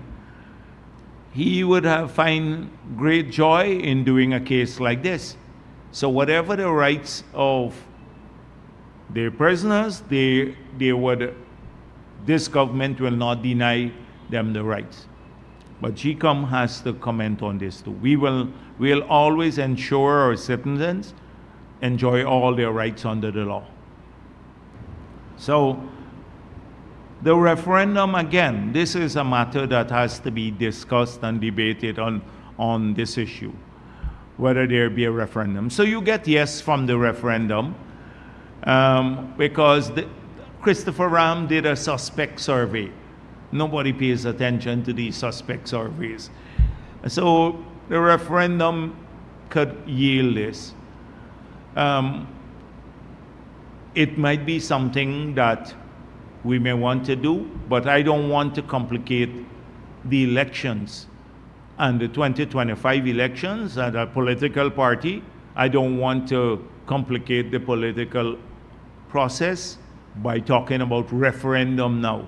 I think the other side and some of the others will want that to complicate the entire process. And then they get to grandstand on the platform about these issues. Political parties are the people of this country, can choose, they're smart enough to choose at the next election a political party that has a plan, and they will hear from them whether they renegotiate or not, whether they are serious, and they can actually implement it. And they can choose to vote on that basis too, because that would be an election issue that will be discussed. Glenn Lal is running on that, but he doesn't even know the basics of anything.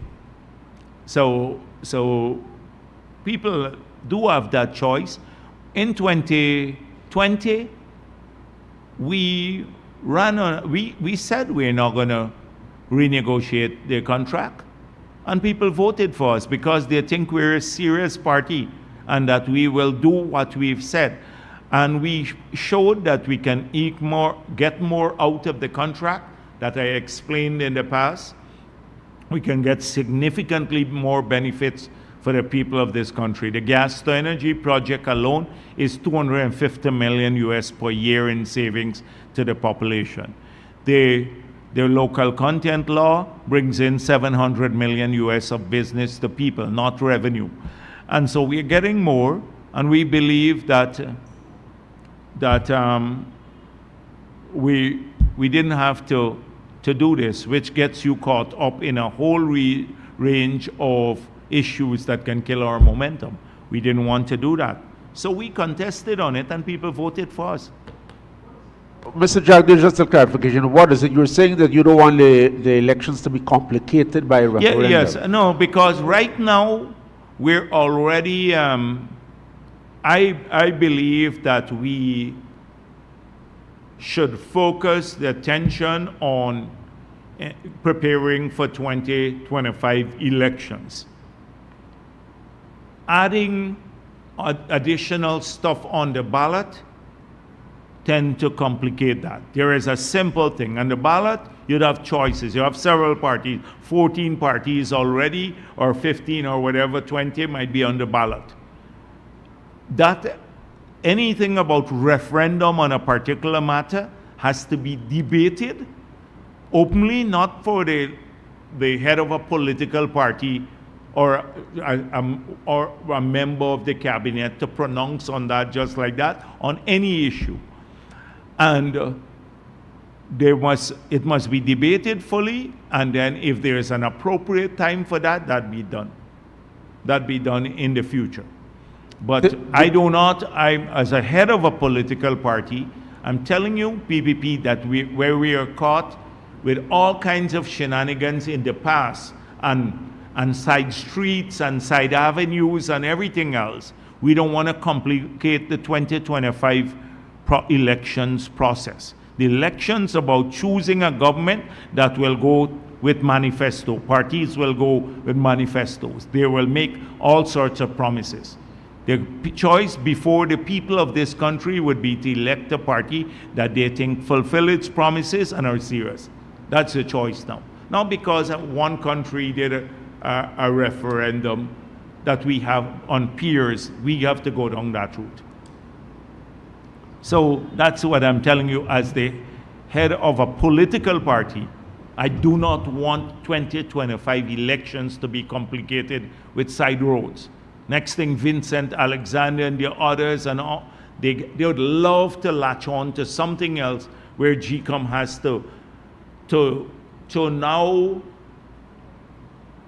detract from all of its effort, or to divert some of its effort from the 2025 elections to other kinds of issues. That's not going to serve the interests of the country, or in this case, the PPP that has been a subject or has been subjected repeatedly to attempts by the PNC and APNU to steal elections. Do not complicate that process. It must be a straightforward national elections, national and regional elections. Yes. Dr. Jagdeo, Cordell Jones from Livewire News. Given the likelihood that the replacing of the presiding magistrate in the elections rigging trial will likely require a new trial, Are you concerned about this further delay? And also, are there any concerns about the evidence or the testimony previously given being affected by this change? The last time I spoke on this matter, I also asked that that a lot of this comment or inquiry about what's happening with these matters, particularly as they relate to elections, should be directed to the office of the Chancellor or the Acting Chancellor of the Judiciary. Because too often we're asked for explanations over which we have no control. We, as an executive, we have evidence supported by a COI of an attempt and publicly known to everyone that there was an attempt by individuals to steal the elections contrary to law. They're engaged in criminal acts. We just want to get on with the trial so that they have their day in court, they can feel the defense. We're now responsible for that when we're asked now about the slot and our concerns. Yes, I'm worried about the compromising of the evidence, etc. But the judiciary gets away with not saying anything. Who is in charge?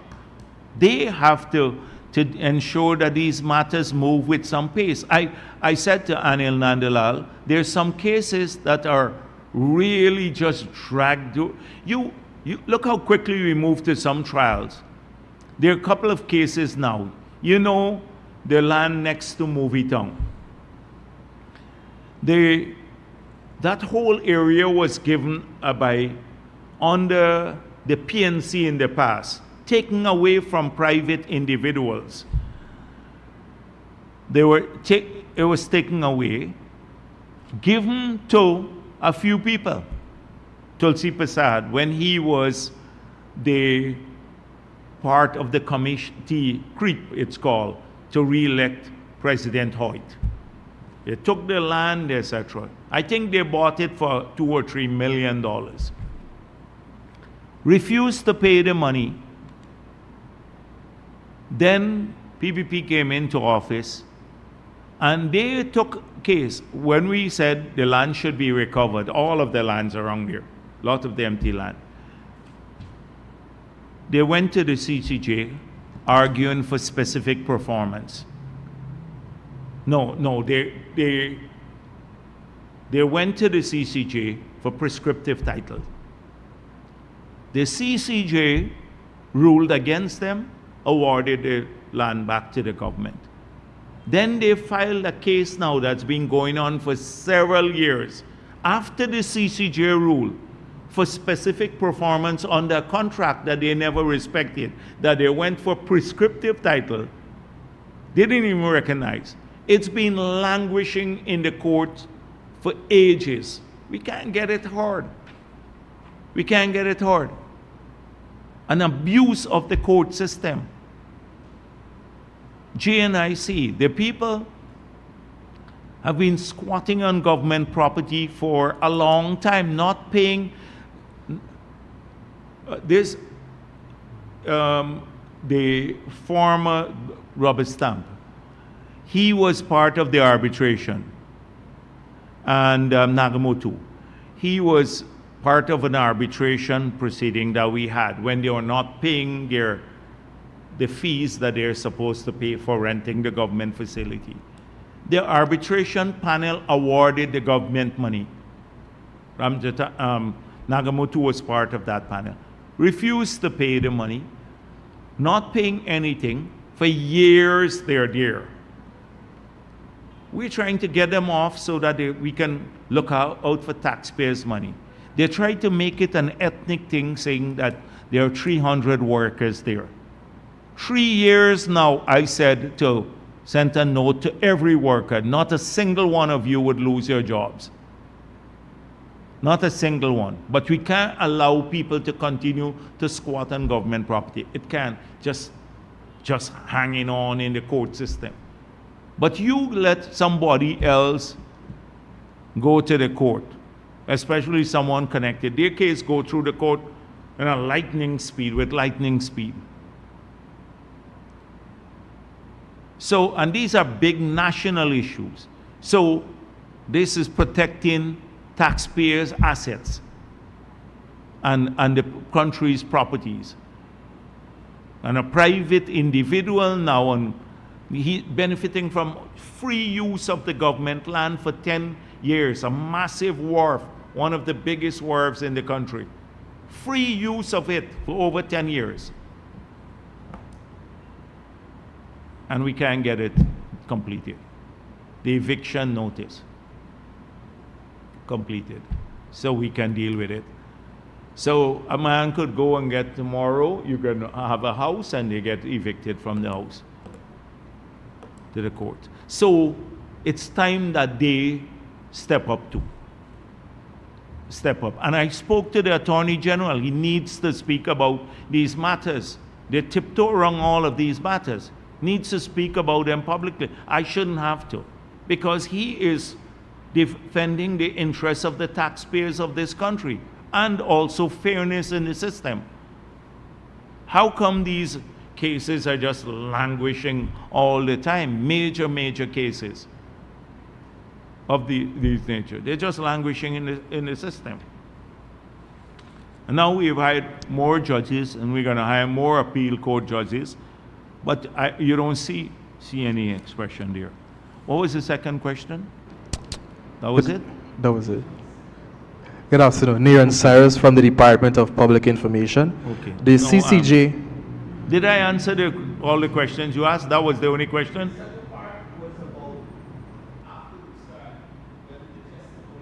Oh, yes, but I dealt with that part too. Yes, I said we're worried about that too. Yes, sir. The CCJ has ruled in the case between the AG and Christopher Jones as it relates to the election of parliamentary secretaries. They have ruled that the secretaries were legally and lawfully elected to the National Assembly.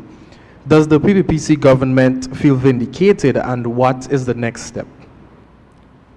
So, it's sad that there is a reversal of the Court of Appeal, again at the CCJ. This happens routinely.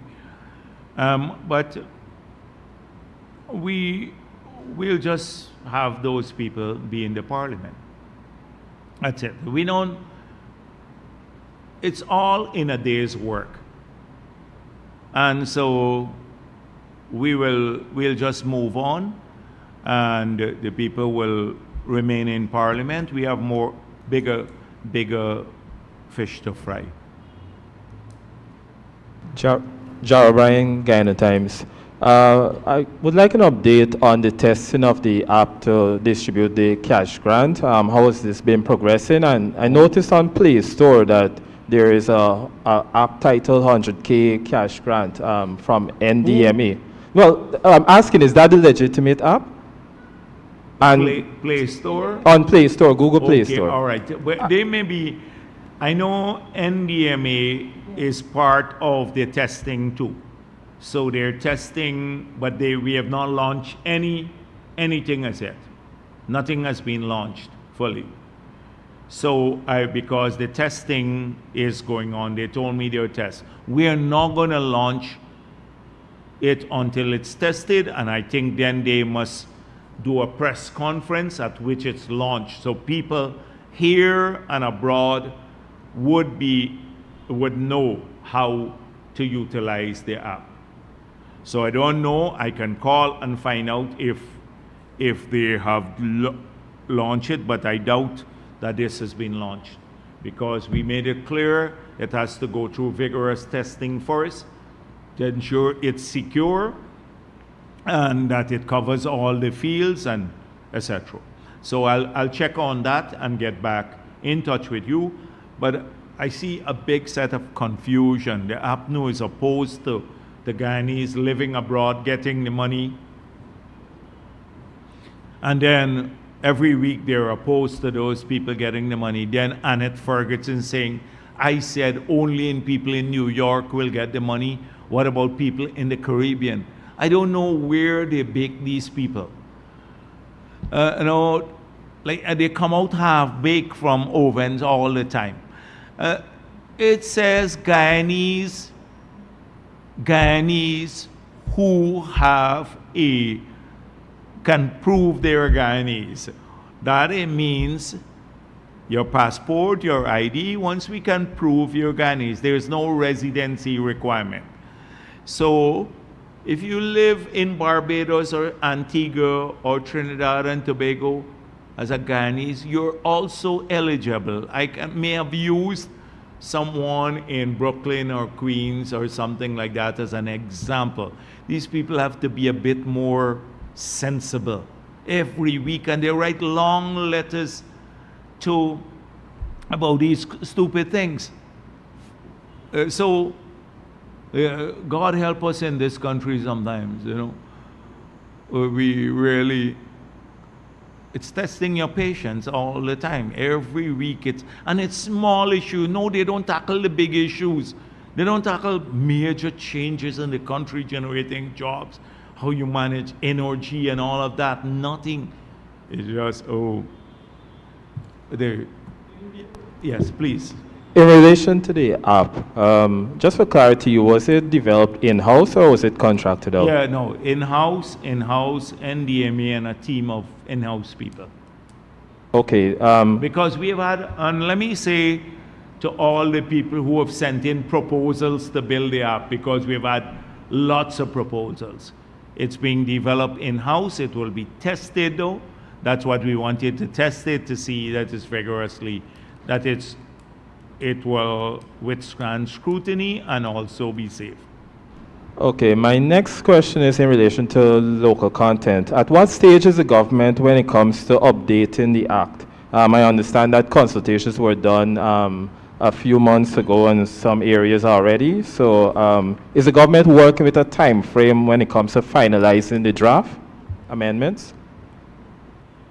So it will happen probably next year, because there are lots of discussions. But let me tell you, since you mentioned this, there are a few things that came across my desk, and that was part of the local content secretariat came to their attention. So there are some companies that may be looking at this today, and they have a lot to worry about in the future.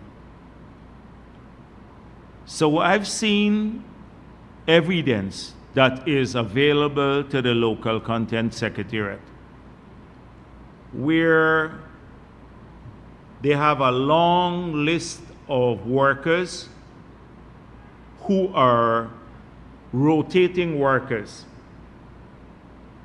and a lot of them are in management. Now, the law says to qualify for a local content certificate, you have to have 25% of your people, or limit the management to 25% foreigners. 75% of your management has to be Guyanese.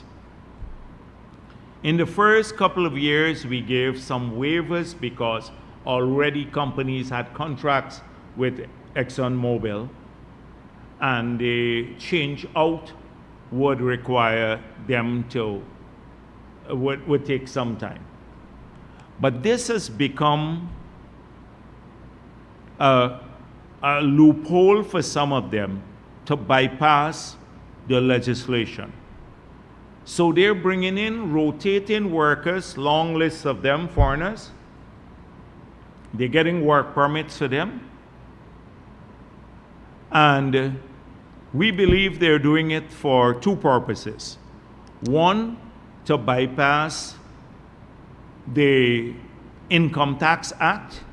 So you have to be resident in Guyana for 6 months before you're eligible to pay income tax. So they're rotating them in for 6 months and then sending them off. So they're bypassing the taxation of those individuals, their eligibility for taxation. That's one. And then sometimes they bring them back the following year or bring some new people the following year. So I spoke with the commissioner, and we are now drafting legislation that will cover that loophole. Because that used to be in our Income Tax Act in the past. So that's one, so that people who come to work for the oil and gas sector, they can't use this creative mechanism of rotating the foreign workers to avoid paying taxes. That's one. Secondly, those companies, Guyanese companies now, who are certified, who have a local content certificate, they have to place these people, the rotating workers, in their management structures. And then apply the formula of 25-75. And should that's 25 then is being foreign management and 75% local managers. That's one of the criteria for qualifying as a local company. And they may then, if they don't meet the criteria, they may lose their local content certificate. So, since you mentioned that about the sectors that are eligible and the percentage of eligibility, because in some we identified 40 sectors in the old act for different stages like of eligibility for local procurement opportunities. What do I mean? So rentals, it's 100% local. So maybe, say welding, it may be 5%. So we were thinking about increasing the percentages there and then adding new sectors. So it's not just that sort of reform that will come, but also we're looking to close the loopholes here where people are subverting the act. Some companies that are doing this. And they'll be written to shortly to ensure greater compliance, because our job is to ensure that Guyanese can progress. This is when they get a local content certificate, they also have to submit a plan to show how they're going to Guyanize their management. It's not a simple thing that they just get it, because our ultimate aim is to get our people not just as workers in these places, but as managers too. So they have to train and improve skills. And so only when they can really demonstrate that we don't have the skill, then we can tolerate that. But some of them are doing this to bypass Guyanese management. And then we've seen cases where for comparable skills, they're paying the foreigner much more than the local person.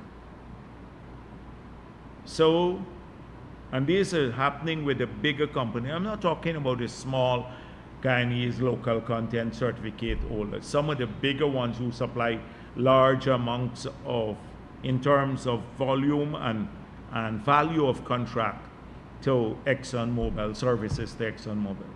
So I'm glad you mentioned that, because I didn't speak about that, but we're watching all of these things carefully. We have to look out for our people. And some of these guys, they benefit from huge help from the government, these companies that would not have otherwise gotten the business had it not been the passage of the local content law. But then they want to shaft Guyanese too. So it's not going to be tolerated. Milton Granham for Stabrook News. UC Kwayama,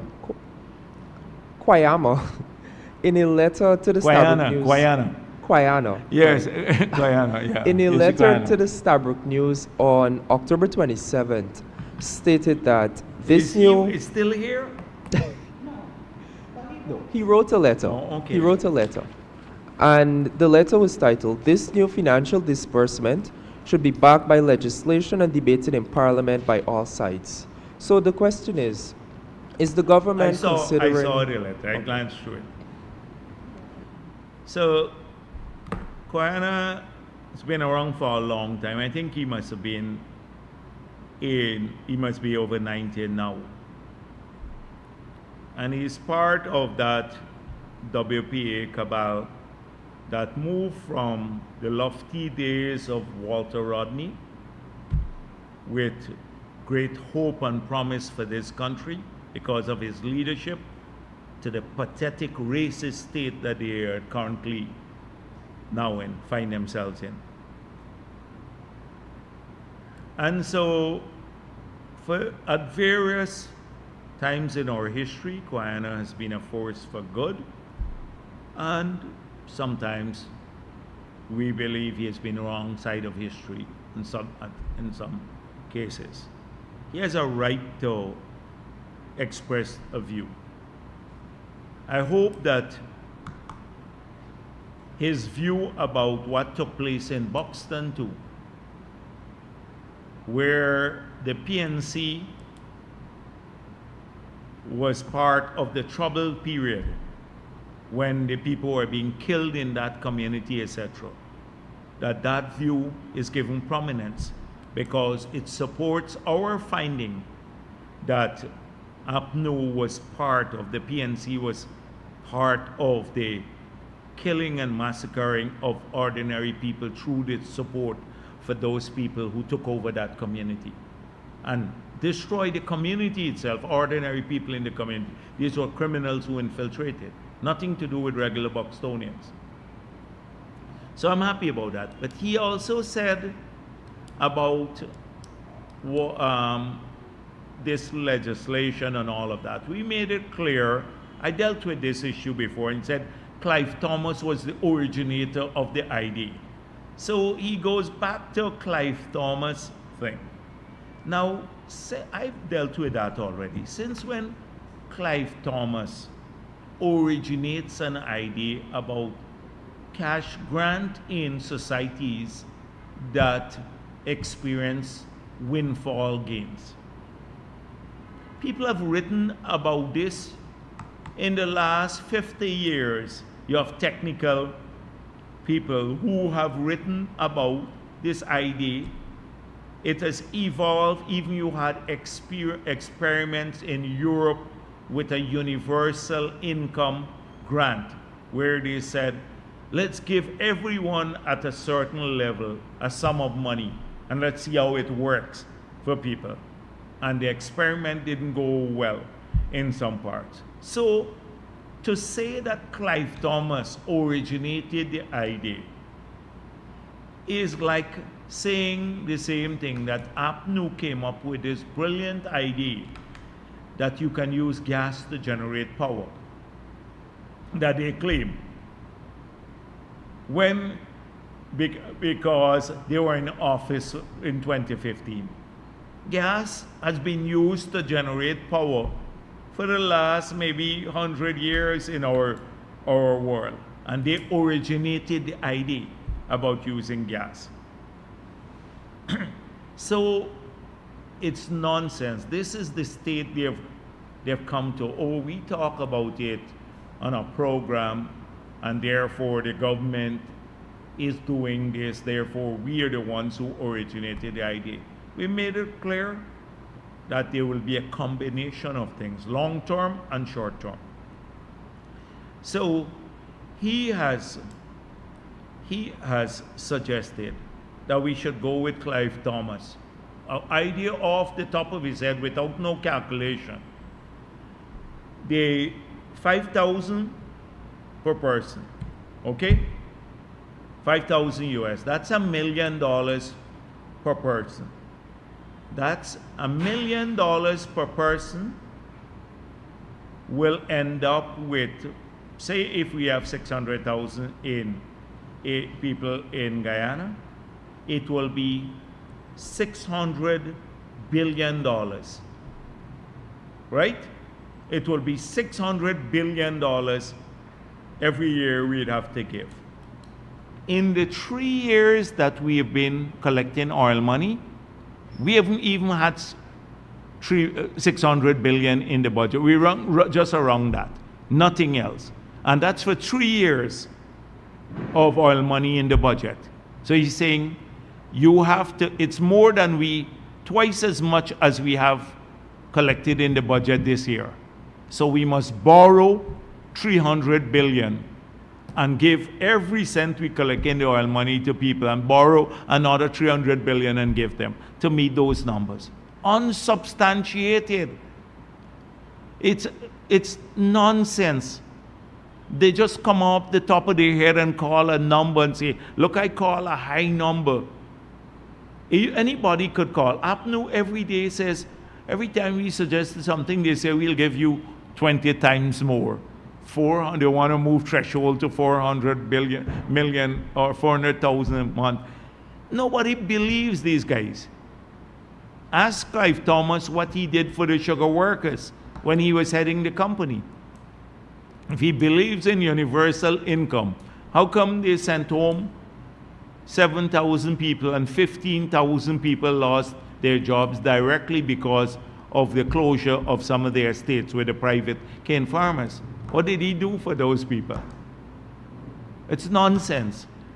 And so they live on these old things. Oh, we said it first a million years back. And therefore, the PPP is not our great idea. It's not nonsense. And that's why I'm saying anybody who is reading about this would know it's not an original idea.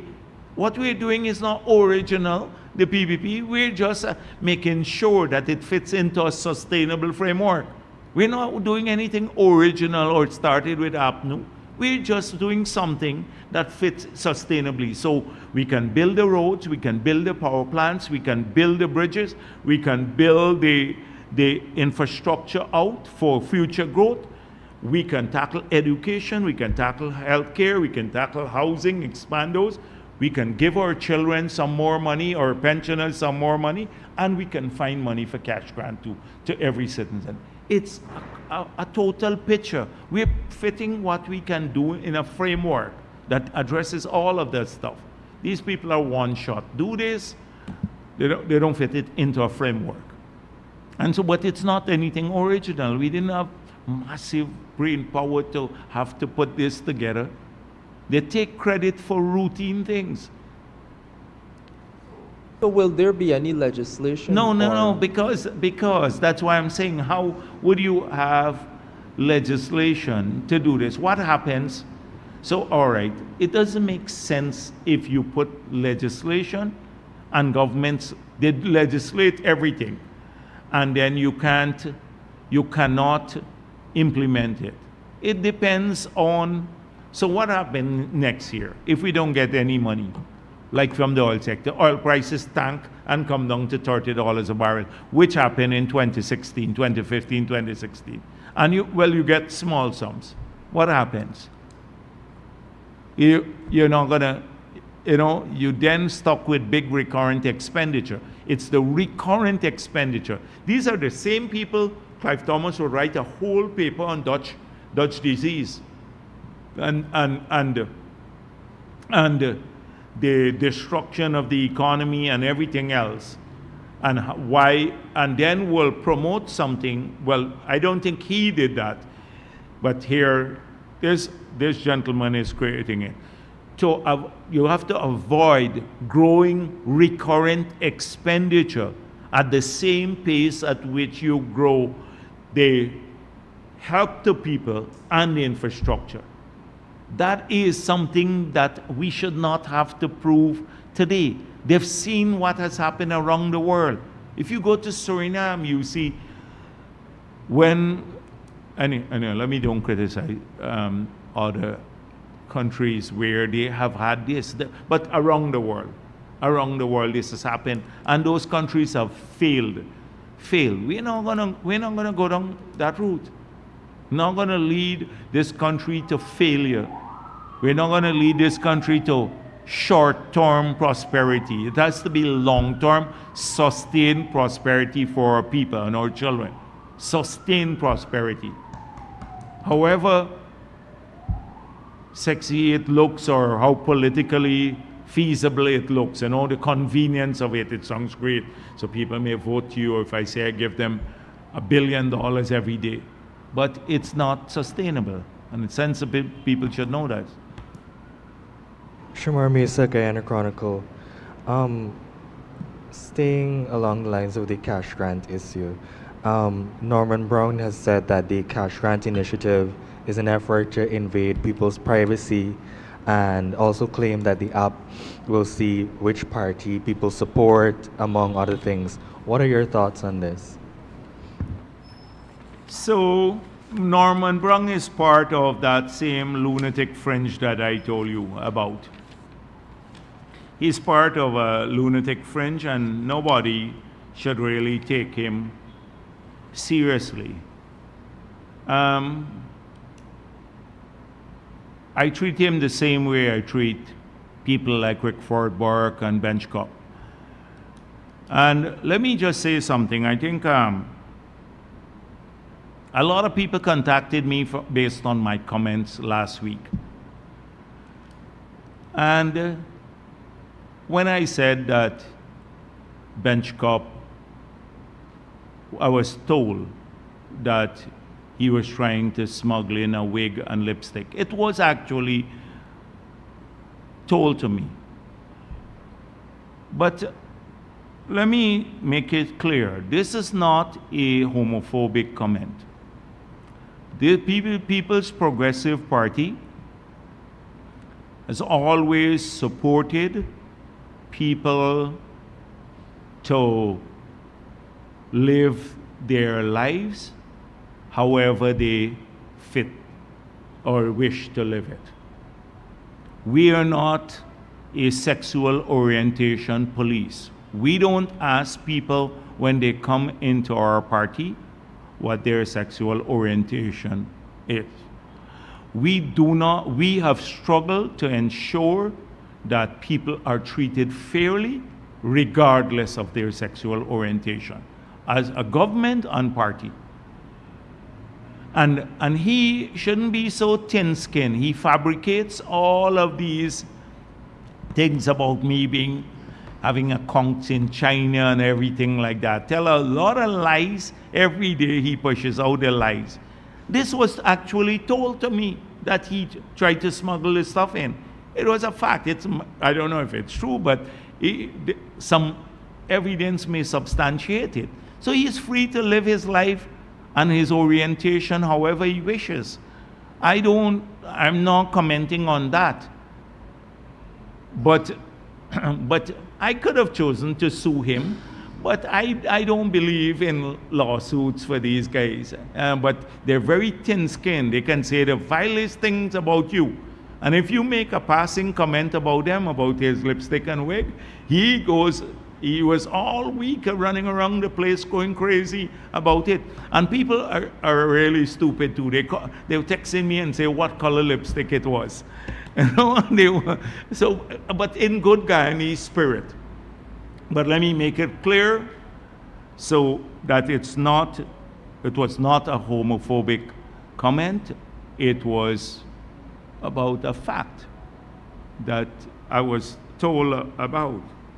And sometimes you need light moments in this country too. So don't waste your time with Norman Brown. Norman Brown will be one of the first to come. In fact, he may be trying to find out how he could get the money by proxy, but you're not getting it in the UK. You're not getting it. And Rickford Burke needs it to fix the oil leak on his vehicle. So he needs to come here, Norman Brown, come home and collect your money, and Rickford Burke too, and Benchcop. They can come home, collect their money if they wish. Yes. Okay. Norton and Lowe have claimed that the statistics are either not available. So I apologize to my Paul. I think that my Paul got a little hot under the collar. he thought my comment was homophobic. Thank you. Sorry. Yeah. Yes. Both Norton and Lowe have claimed that statistics are either not available or credible to determine if persons are better off today. However, there have been several international reports that indicate otherwise. Do you believe the opposition is creating their own metrics? They don't have metric. They have just talking off the top of the head metric, if that's what you want to call a metric. I know 60,000 people more are working today. I can name the sectors. You talk to the people in mining, talk to the miners themselves, or in forestry, or in construction, or in any sector, even agriculture. You will see what I'm talking about. You go and speak to the people who are working at all of these new places in services sector. Just working. They don't need Norton and the others to ever talk about people are worse off today. They're suffering from a major illness. It's a derangement that they see the writing on the wall. That's why they host sometimes 4 press conferences a week now. They just get crazy because they see the writing on the wall. They're going to lose the elections, and they're starting to internalize that now. And it's leading to this kind of mental derangement that they have. And you see it expressed every single day. My last 2 questions. Could you highlight some of the outcomes from the meeting with the visiting U.S. delegation and also the team from China's Jiangsu province? And has there been any feedback from the U.S. Exim Bank on the loan facility for the GTE? Yeah, so I think they're working towards getting the document to the board, which would be sometime in November, at the Exim Bank. The U.S. delegation that I met, which is some of the staff members of members of the legislature in the U.S., went extremely well. We spoke a lot about the future and our plans for the future and how we intend to manage the resources in a manner that will ensure precisely what I said to you, long-term prosperity for Guyana. We made it clear that given our history of managing a bankrupt country, that the People's Progressive Party has developed the tools and the orientation to treat even windfall gains that we may have in a manner that be equipped with that experience when we could not find money to even pay debts. So we're equipped with the tools to manage these resources sustainably, and I gave a number of examples. I told them about efforts to ensure that the framework to manage the oil and gas sector is in place. I outlined some of those frameworks, how we are dealing with the question of corruption and accountability for resources, all of these issues. We had a really good conversation. It lasted quite a while, and so we're pleased that they reached out and that some of the distortions that sometimes they get from different sources, that those distortions can be explained. And we have explanations for all of those. The Jiangsu province, the vice governor was here, so he paid a courtesy call, but he explained areas that they would like to collaborate with the government of Guyana. And we express support and thanks for the medical brigade, the Chinese medical brigade that have come from that province for the last maybe, 20 years and been assisting Guyana in various areas.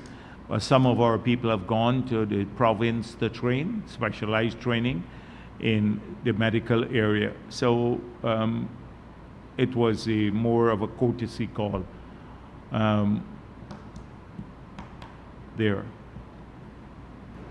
Mr. Jagdeo, good afternoon. Sir, can you respond to Norton expressing fear over Brutus's life after you challenged him to let the cats out the bag? Who? Who said that? Norton has expressed fear for Brutus' life. Oh, Norton loves Brutus now? I thought he hated Brutus and said Brutus was in our corner, and Brutus was, that we were going to cover up for Brutus. That was their narrative at the beginning. And we were not going to deal with any acts of corruption because these are pro-PPP people. So he switched now, he's in Brutus's corner. The thing is that we don't have anything to fear with Brutus. You know, there was a threat to release some information. I'd be happy if he does that, because that may help us to go after other people. So there's no worry in the PPP about that. They're trying to make it look like, oh, we're worried that Brutus has some hold over the PPP, therefore he has to fear for his life. I've said publicly, Brutus can let out the cats out of the bag, the dogs out of the bag, the pigs out of the bag, anything he wishes. He can do so now. So that's his prerogative if he believes he has information about anyone who is corrupt. But it's convenient. One time they were hostile to Brutus. Now they're saying, oh, maybe they love him. Hi, good afternoon. Josiah Williams, NCA News. What are your thoughts on Gao's statement about not achieving sugar production this year and your linkage with this to Gaisuko's management? Yes, I saw that statement, and I've not been engaged a lot with Gaisuko, but I need to see a response from the management. So I saw that, and I suspect you should talk to the management to address the concerns of the union. I just saw it reported. They're not responding? Well, I'll ask them to address this issue. Because personally, I've not been dealing with that issue. Yes, please. Talisha from the newsroom. I'm asking on behalf of a colleague on Guyana's plans for COP29. Since it's a finance COP, what are your expectations? Are you optimistic about Article 6 discussions which relate to the carbon markets? Whether Guyana would be pushing for a focus on biodiversity credits? If you can just tell us a little on that. So I am not very optimistic that there'd be a major outcome.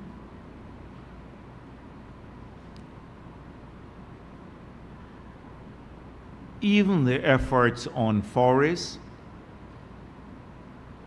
and with Brazil's commendable effort to bring greater attention to the tropical forests of the world and to create a system of greater incentives to preserve those forests and to reduce deforestation.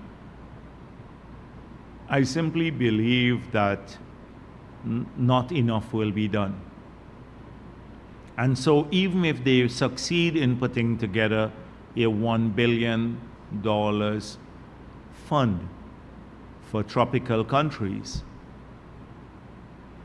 and you exclude Guyana from the fund, we only have 1% of tropical forests, and we sold 30% of our credits for $750 million at a minimum, because if the credits are traded in secondary markets, we share part of the increased price.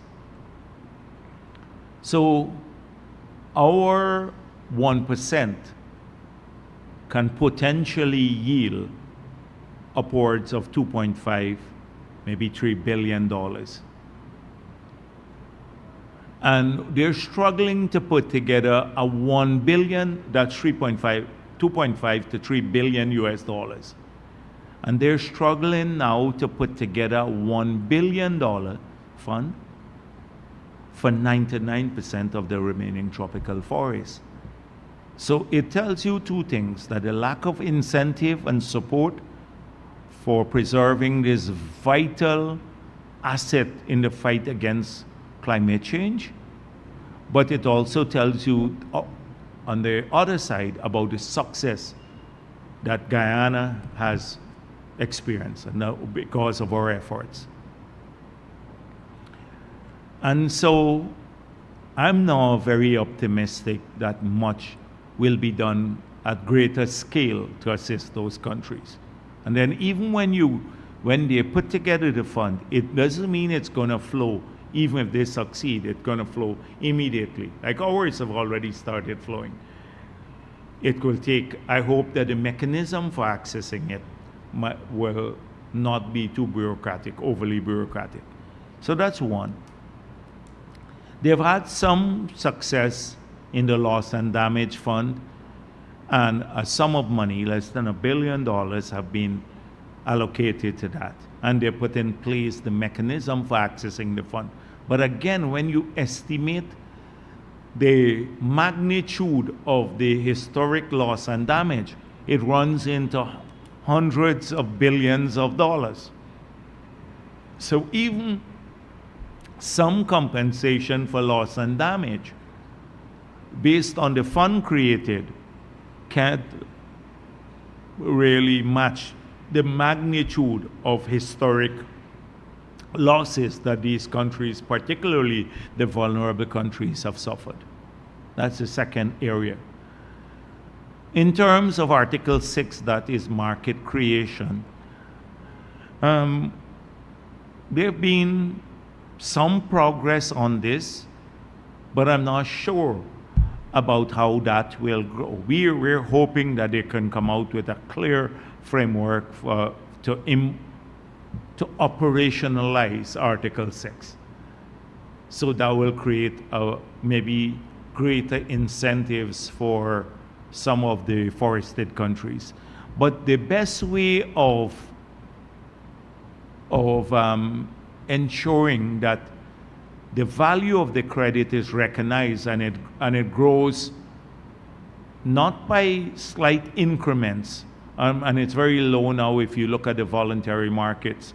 But if you want it to grow and gain some relevance or parity to the other forms of credits that are in the market and being traded through formal trading mechanisms like the EU ETS, the route to this is not just a carve-out through Article 6, but making global forests eligible for, in a major, like, to be treated as an offset in formal markets without the backdoor approach or restrictions. So those are some key things that are there. And we're going to be pushing, our team will go there, and we keep pushing and supporting countries, including the adaptation fund for adaptation, more money for adaptation, and also hoping that the countries will commit to targets that are meaningful, that would lead to a sustainable trajectory. We'd advocate for all the things I mentioned before. But I'm now very optimistic that we will achieve this, given the level of selfishness that takes place. And with the US election so close by, I'm not sure that the US will have clear or meaningful positions to move these things along the areas that I talk about. And so countries also look at each other, and they look for signals from each other, and therefore I'm not really very optimistic, but we have to keep struggling at this. to ensure that we have a global framework. Yes. Dr. Jagdeo, Okay. sorry, Janice. Do you wish to offer comments on the ongoing exchange between Bharrat Ramcharan and others? There's this view that he's trying to whitewash the AFC's role in the 2020 elections rigging. Yeah, I have not followed. I've seen the debates there. And Bharrat Ramcharan is free to express his views. I don't think many people know much about Bharrat. He hasn't lived here for a very long time. And I wish he would have gone through what we went through in the tough times.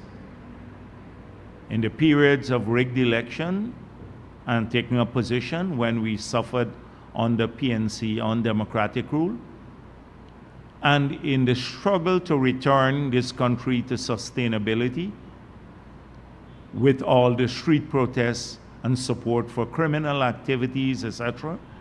And then he would have lent his voice a bit more and come down here maybe to engage in the struggle in the 5 months period to preserve democracy in this country. He was missing from all of that.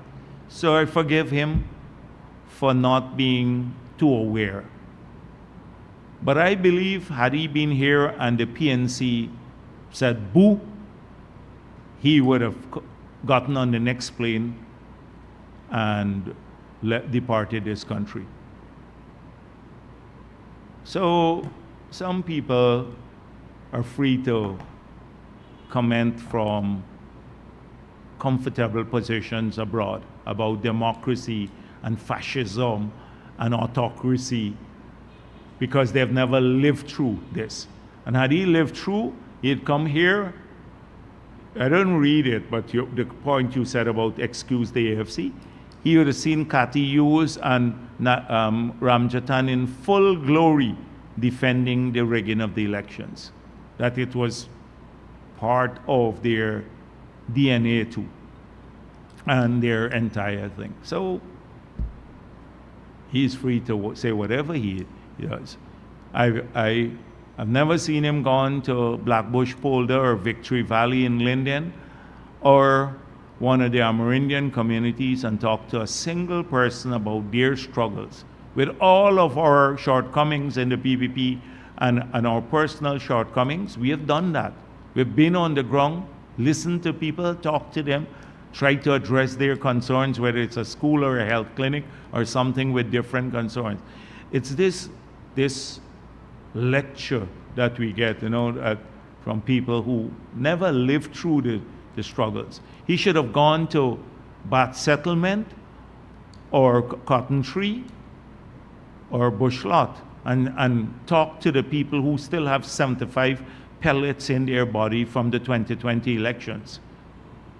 Women and young girls and boys who still have 70-odd pellets in their bodies because they came out to defend democracy. So trust, when I say I have absolutely no respect for these people, that's what I mean.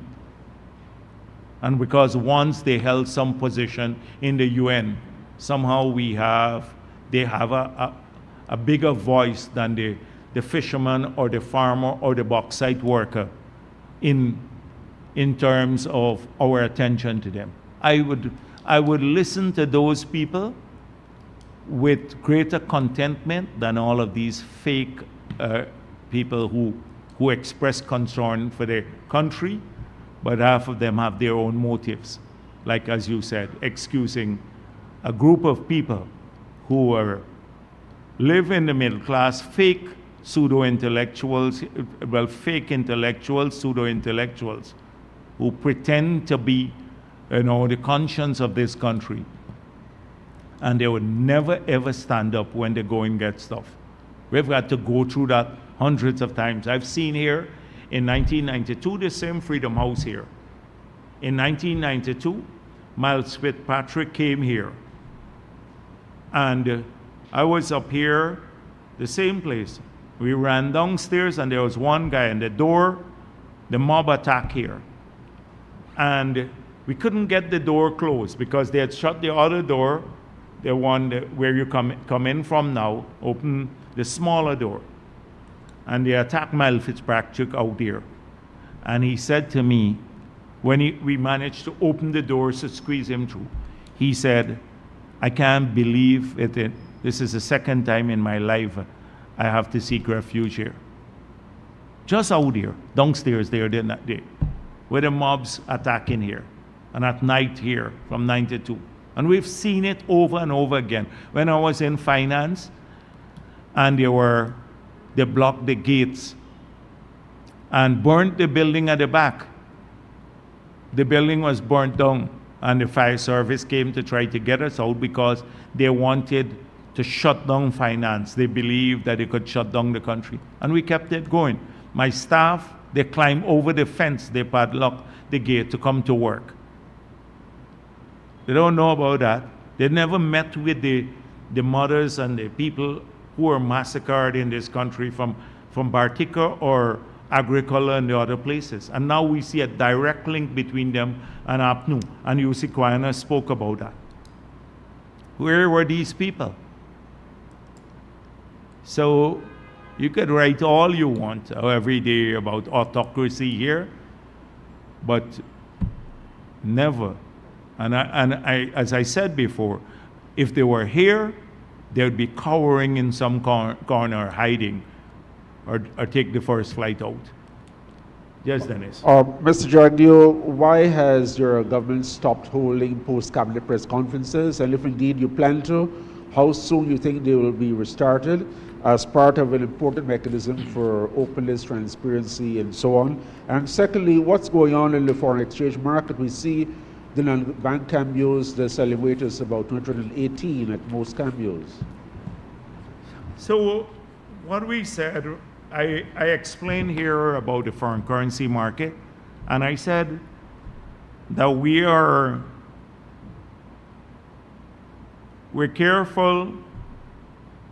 carefully monitoring the market. So the idea is not to have the rate appreciate too much because of the same Dutch disease phenomenon, nor do we want it to depreciate significantly. So there is that band over the last maybe several years. It moves from 212 to 222 or somewhere there, and it comes down back when there is an injection in the market. But we believe that the flow of foreign currency in aggregate sense is matching the demand in aggregate sense. But you have a balkanized market, and that's what we try to help with from time to time. And you do have significant amounts of activities funded here. So a lot of the capital works and the expansion of the economy, there's greater demand for currency for that, for real transaction. So if we believe it's speculative, and we believe that there's some of that with some Trinidadian companies paying for their goods from here directly because they have exchange control, they don't have foreign currency there. But outside of that, we believe that a lot of it is driven by the real demands here. Then you have in the market also, there is a demand for currency, and then there's a demand for the instruments like LCs, etc. So sometimes there is not enough physical currency in the system, so it can drive the rate. So we watch all of these things. I made it clear the last time we intervened, I met with the bankers, and we put in nearly $100 million in the system. Our reserves now would allow us to intervene at any time. We have enough reserves to do that, but it has to be not when the one person moves the system, the needle, but when we assess that the aggregate demand is exceeding aggregate supply to the market. That's when there's cause for intervention. And so I've had the people looking at the market, and if there is necessity, particularly as we come up, we've seen some increase in demand, yes. you have it right. Marcel has it right. So the increased demand for procurement for Christmas. A lot of people are now buying goods for Christmas. So they have to make payments now. So maybe there is time to look at evening out the market. And the central bank, if you have an oversupply in December, we can even buy back from the market, because that's how the central bank works, through either open market operations or buying and selling foreign currency to smooth out, even out these flows. So I can assure you, we're watching it carefully. What was the other question again? Oh, the press conference. The ministers should really be doing this directly, not necessarily the cabinet, but they should really be doing this. To be frank, if they do, it's like pulling teeth. So I'm telling you this frankly. And some of them should really be doing this more, press conferences, etc. People think somehow the president is telling people not to do this. They should be doing more, explaining in their sectors what's happening. And it should happen. There's no magic about a post-cabinet meeting, a press conference. There's no magic about it. It's just that we inform people more about what's happening. And each minister has a story to tell. And sometimes I wonder why they don't want to tell this story, because it's a phenomenal story they can tell and compare it with the past. I guess some of them want to avoid the vilification and the distortion. I don't mind it too much. They cost me all my life, so I don't care too much, like places like Kaitro News. So we'll have to step it up. We'll have to step it up. We need to get more people to routinely explain this, so I can come and only deal with the opposition at my press conference.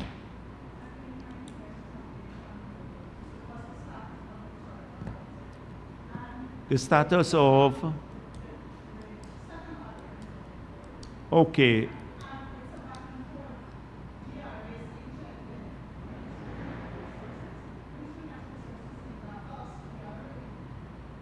All right, well, I'll find out where exactly they are on that. The last report that I had, this is what the ministry told me, and this was a while back, that GRA was coming through their responses. So that was the last one I had. Thank you very much.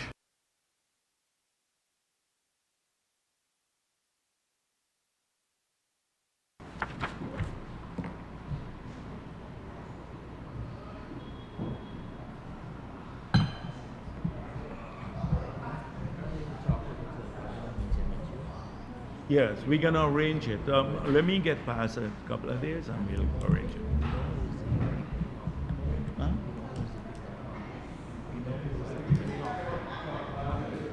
Who? Nami? Nami is leaving town. Nami is leaving town here. You have different ones though, I suspect. You have about 3 or 4.